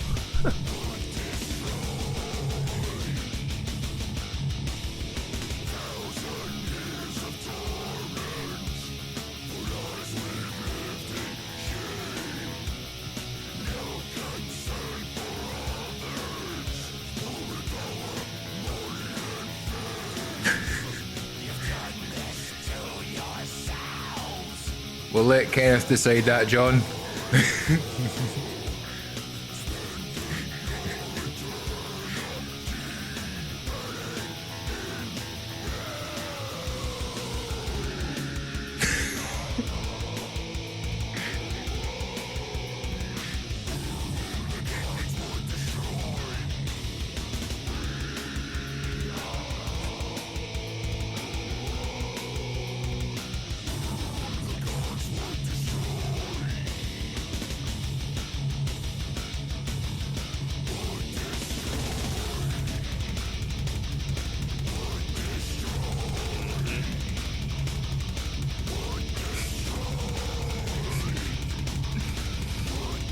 Would destroy. It's a song about fire. What destroys wood? Would destroy? Fire.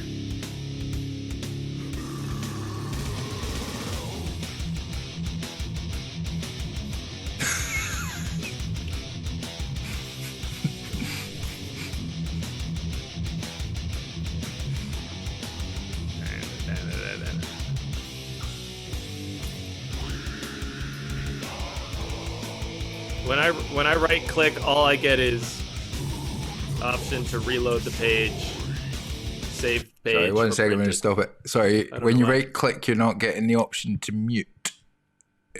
Are you using Safari or are you using Chrome? Safari. Apparently, it might work better slightly on Chrome. Well, it might work. I think you get more options in Chrome. That was one of the things that it said. And that 1 times 2.5. Right. I might skip forward a little bit. I get the idea. Yeah. I'll skip forward a wee bit. We'll skip forward to the. We'll skip forward to the last minute, and we'll see how it ends. So.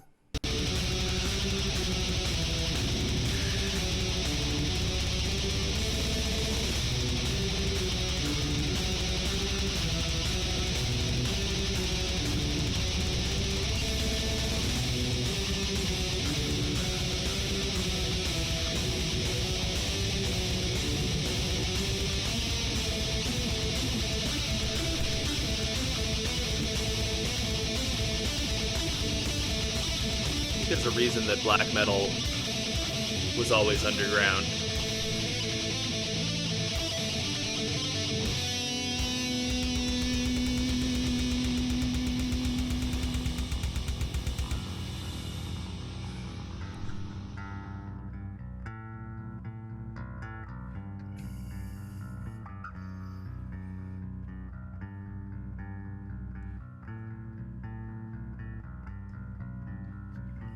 Oh boy.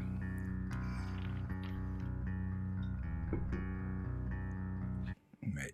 I'm just gonna. You said the middle part was the symphonic bit, so. Ooh.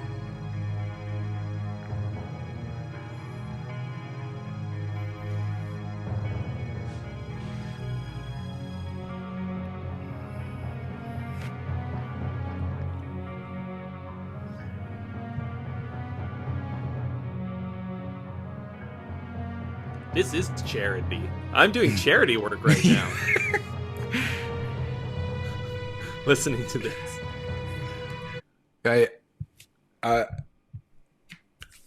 I'm sorry. I'll let Trey give his critique.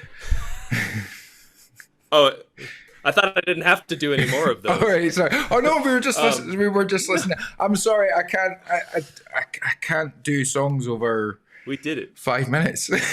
I've not got the attention span. I'll say that if you want people to listen to and enjoy your track that's very long, having this basically the same thing over and over again for a long time until the next section comes along isn't really the way to do it. I guess I just feel like the way that you indicate to the audience that there's something coming at the end of a long part is to have something that is steadily growing throughout. Otherwise, the implication is that it's going to be a lot more of this over and over again. I think that is a revelation that I had just now. It's a thing that I knew to be true but didn't really consider, is that you communicate things to the audience by having a loop that doesn't change. Because once they hear it once, they're like, okay, this is kind of cool. They hear it again, they're like, oh, okay, it's that again.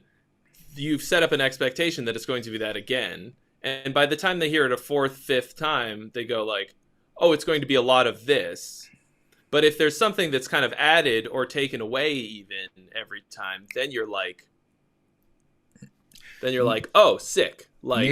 It's going somewhere.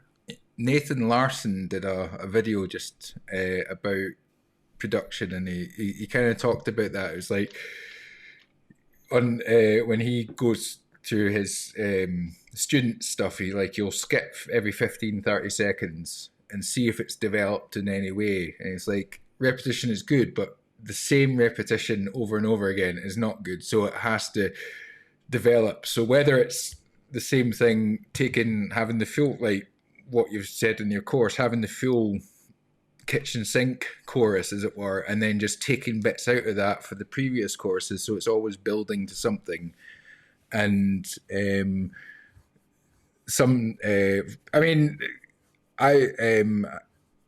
comments kind of say it, like the chat's been kind of sort of saying it. It's like it's too repetitive. It needs a development in the sense of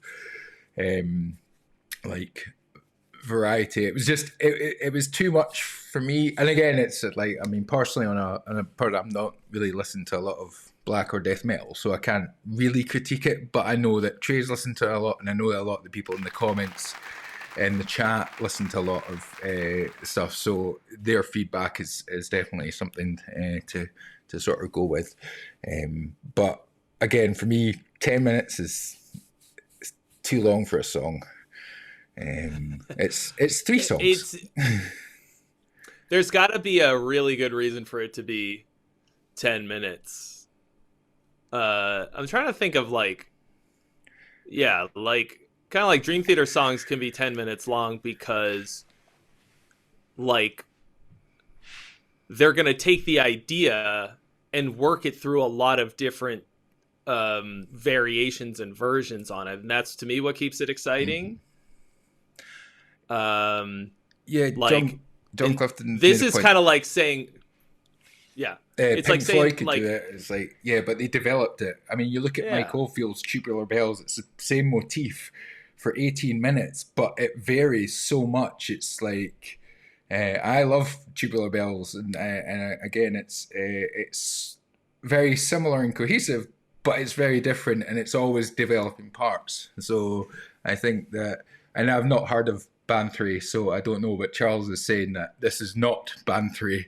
I haven't listened to much Bathory either, but I think I feel like there was more that I've heard a little bit, and I seem to remember being a bit more excited than that. But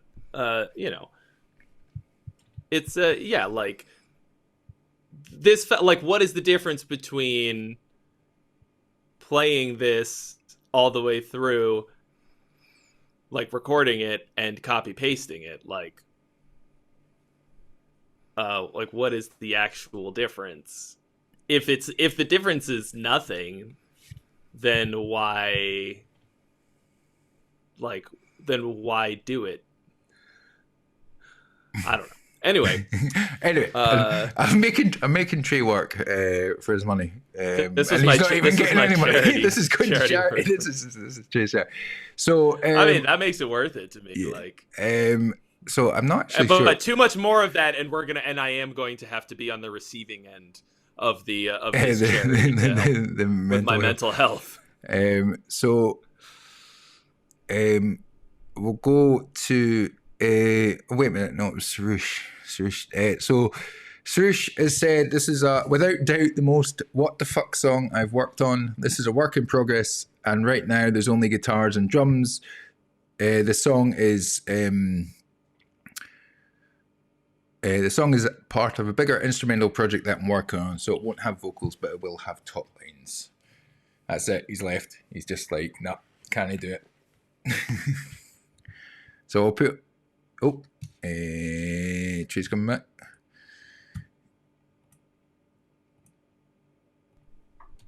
And he's back. Oh, he lost. I don't know what happened. Oh, I thought you had a phone call to take. Oh no, I was just checking to see if Rudy texted me back. Cool. So we'll put on Sarush's song. Weird. Sarush, if this is 10 minutes, I'm not going to be happy. And now what's going on? There we go. Come on, Dropbox. Oh, it's my internet deciding to go and be.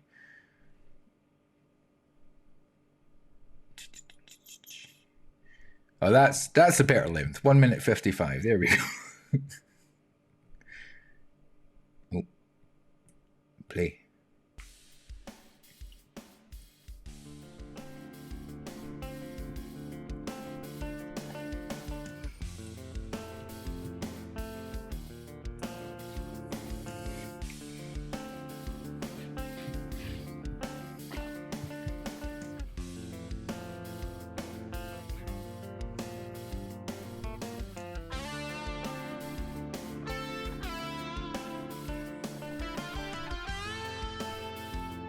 Is it alternating between 7 and 4? 4,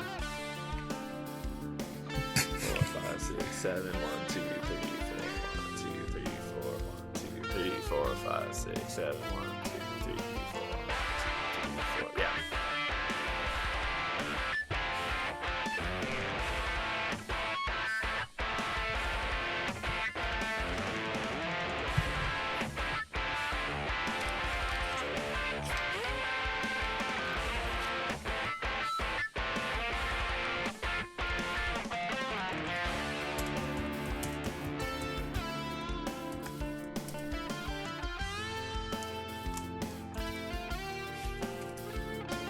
Links in the description, Roberto, gents.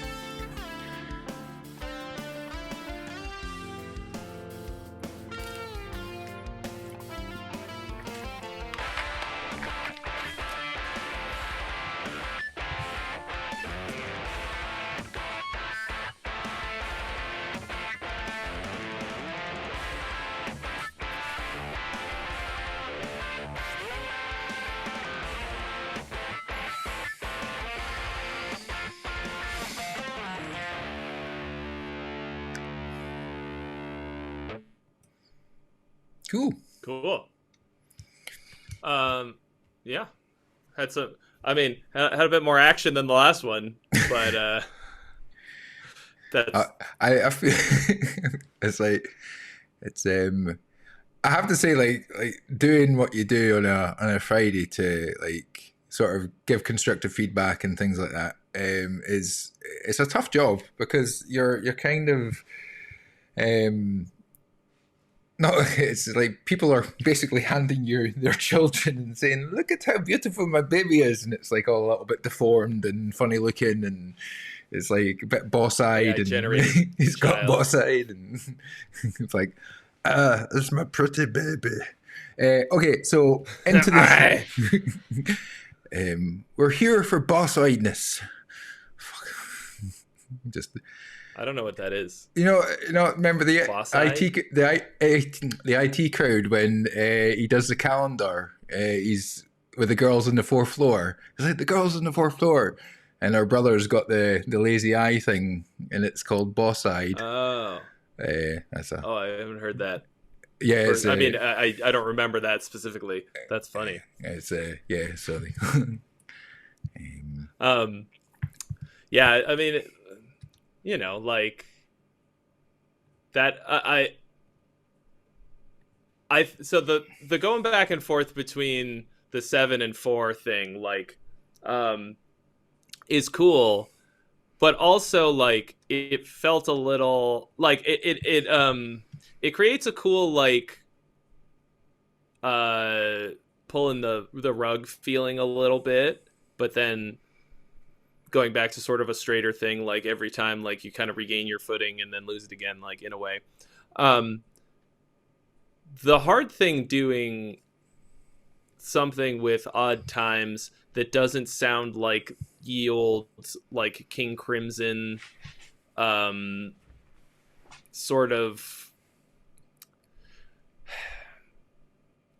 like cool odd time things, but feels like you're like, look, it's an odd time. Like I'm playing in an odd time signature.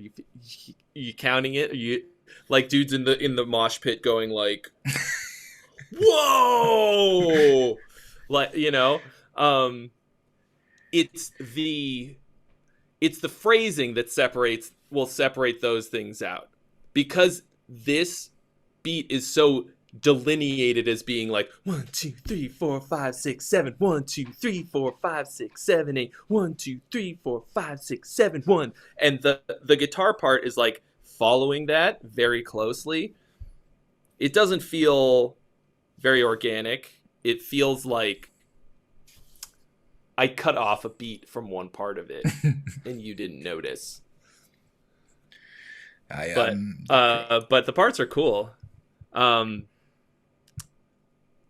I guess I don't want to be able to hear that something is an odd time signature, because it's kind of like the old the joke of like you put it in the title, you put some like clever pun like take 5,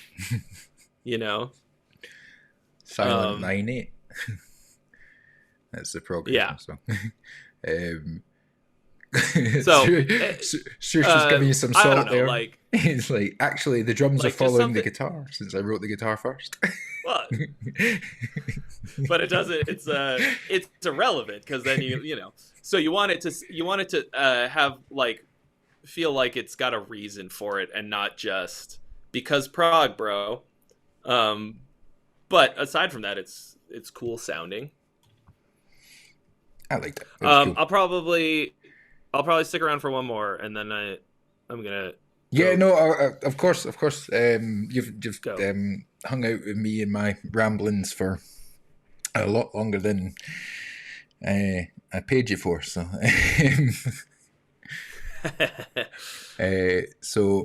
right. So this is This Time by John Clifton. And once Trey's gone, if anybody else wants to jump on and we can and people can give feedback to music, I'm getting to the point where I'm getting a little bit funny, so I might start becoming a bit more honest about stuff. So this is what's going to get me into trouble. He's been holding back. We're going to get mean Andrew, loopy Andrew. Whoa, fuck! Ah, sorry. Ooh. Now you understand why I don't let people submit things that don't have a volume control.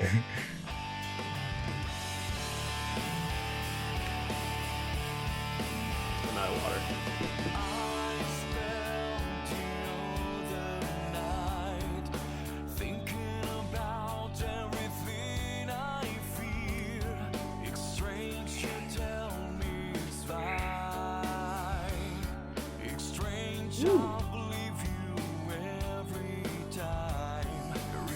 It's a nice voice. What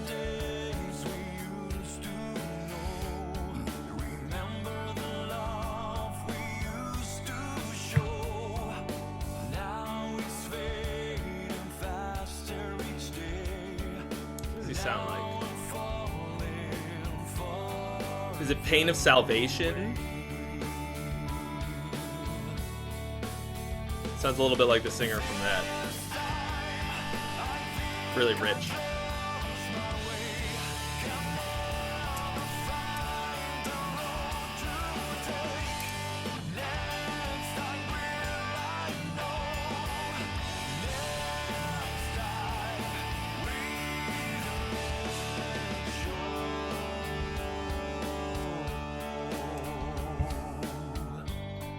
That's the note you want to end on? Are you sure about that?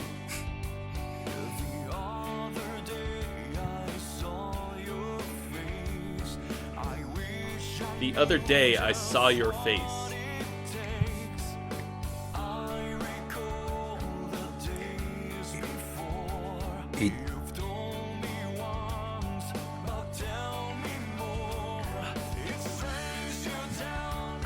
He wrote this back in 2001, just to give you...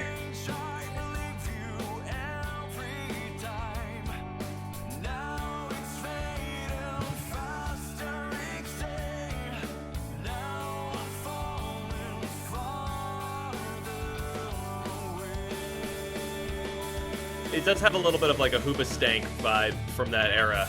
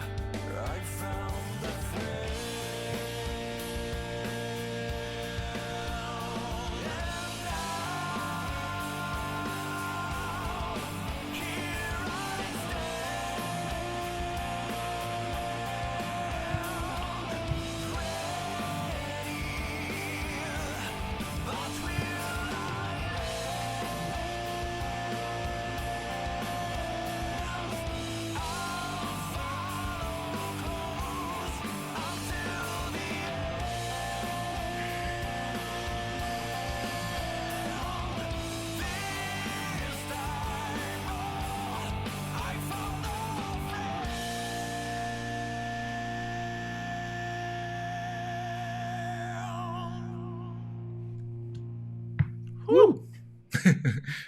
We need the owls. That's a Woo! hell of a fucking vocal. Yeah. Yeah. Owls Hey. for this one. Like, I mean, this guy is that you singing, John Autoplay. Clifton? Stop it, autoplay. Because if so, like, Yeah, bedroom studio. You need to work with somebody on the songs. I mean, hopefully, if this is from 2001, in the last 20 plus years, you've gotten better. at writing songs, because this like was all kinds of fine. But the lyrics were just nothing lyrics. Like, I look and see your face.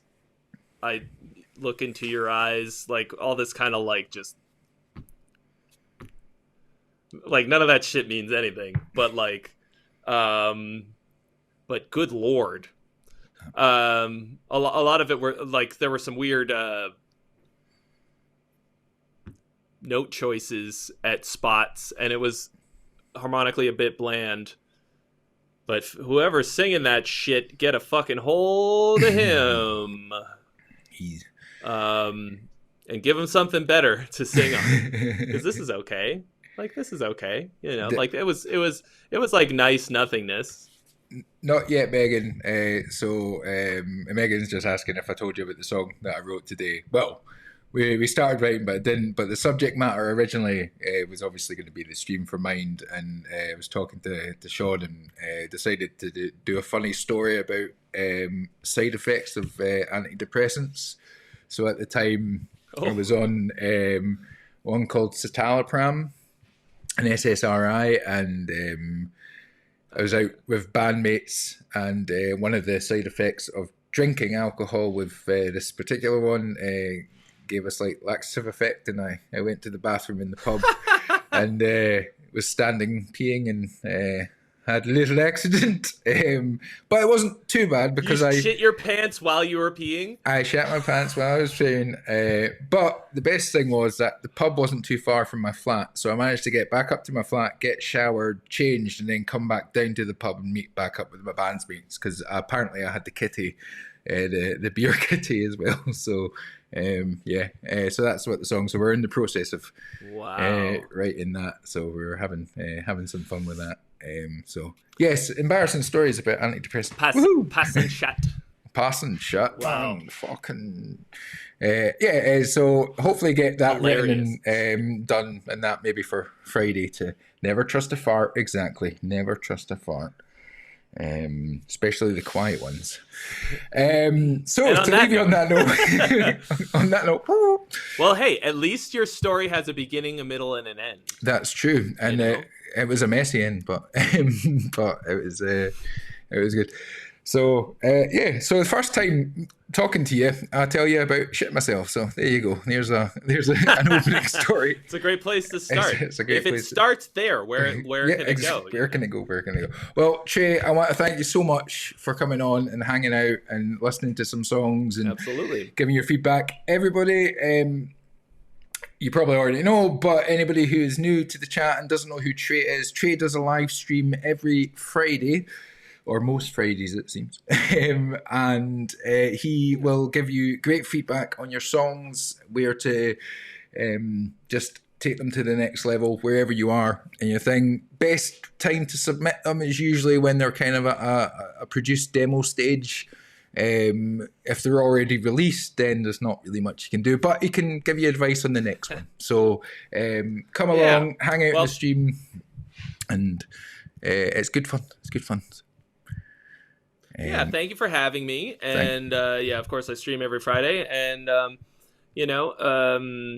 everybody out there, give till it hurts. I'm glad I was able to help out with this little charity doodah. I don't really do a lot of charity anything, so you can take it. You can write it off on your thing. I did some charity. There you go. I did some charity for mental health. Made somebody cry, probably. Sitting at home, going up. And remember, if you donate to this, you get entered into a raffle to win my songwriting course and some other cool shit. So we'll enjoy the rest of your stream. Thank you so much. Hopefully, your mental health isn't too much worsened by streaming. Yeah, that's ironically, I seen that. I thought I was looking at all the side effects of sleep deprivation. I was like, oh fuck. But there we go. Maybe if people donate enough, you can take a nap on stream. It's like, well, that was what it was like. People do watch people sleep, so it's maybe. I'll lie really close my. Get that. Snore stream. Yeah, it's not. There All right, we go. dude. Right, thanks very much, Trey. Either way, Take care. try and enjoy the rest of it, and Oh, I'll catch you on the flip. I'm having an Bye. absolute blast.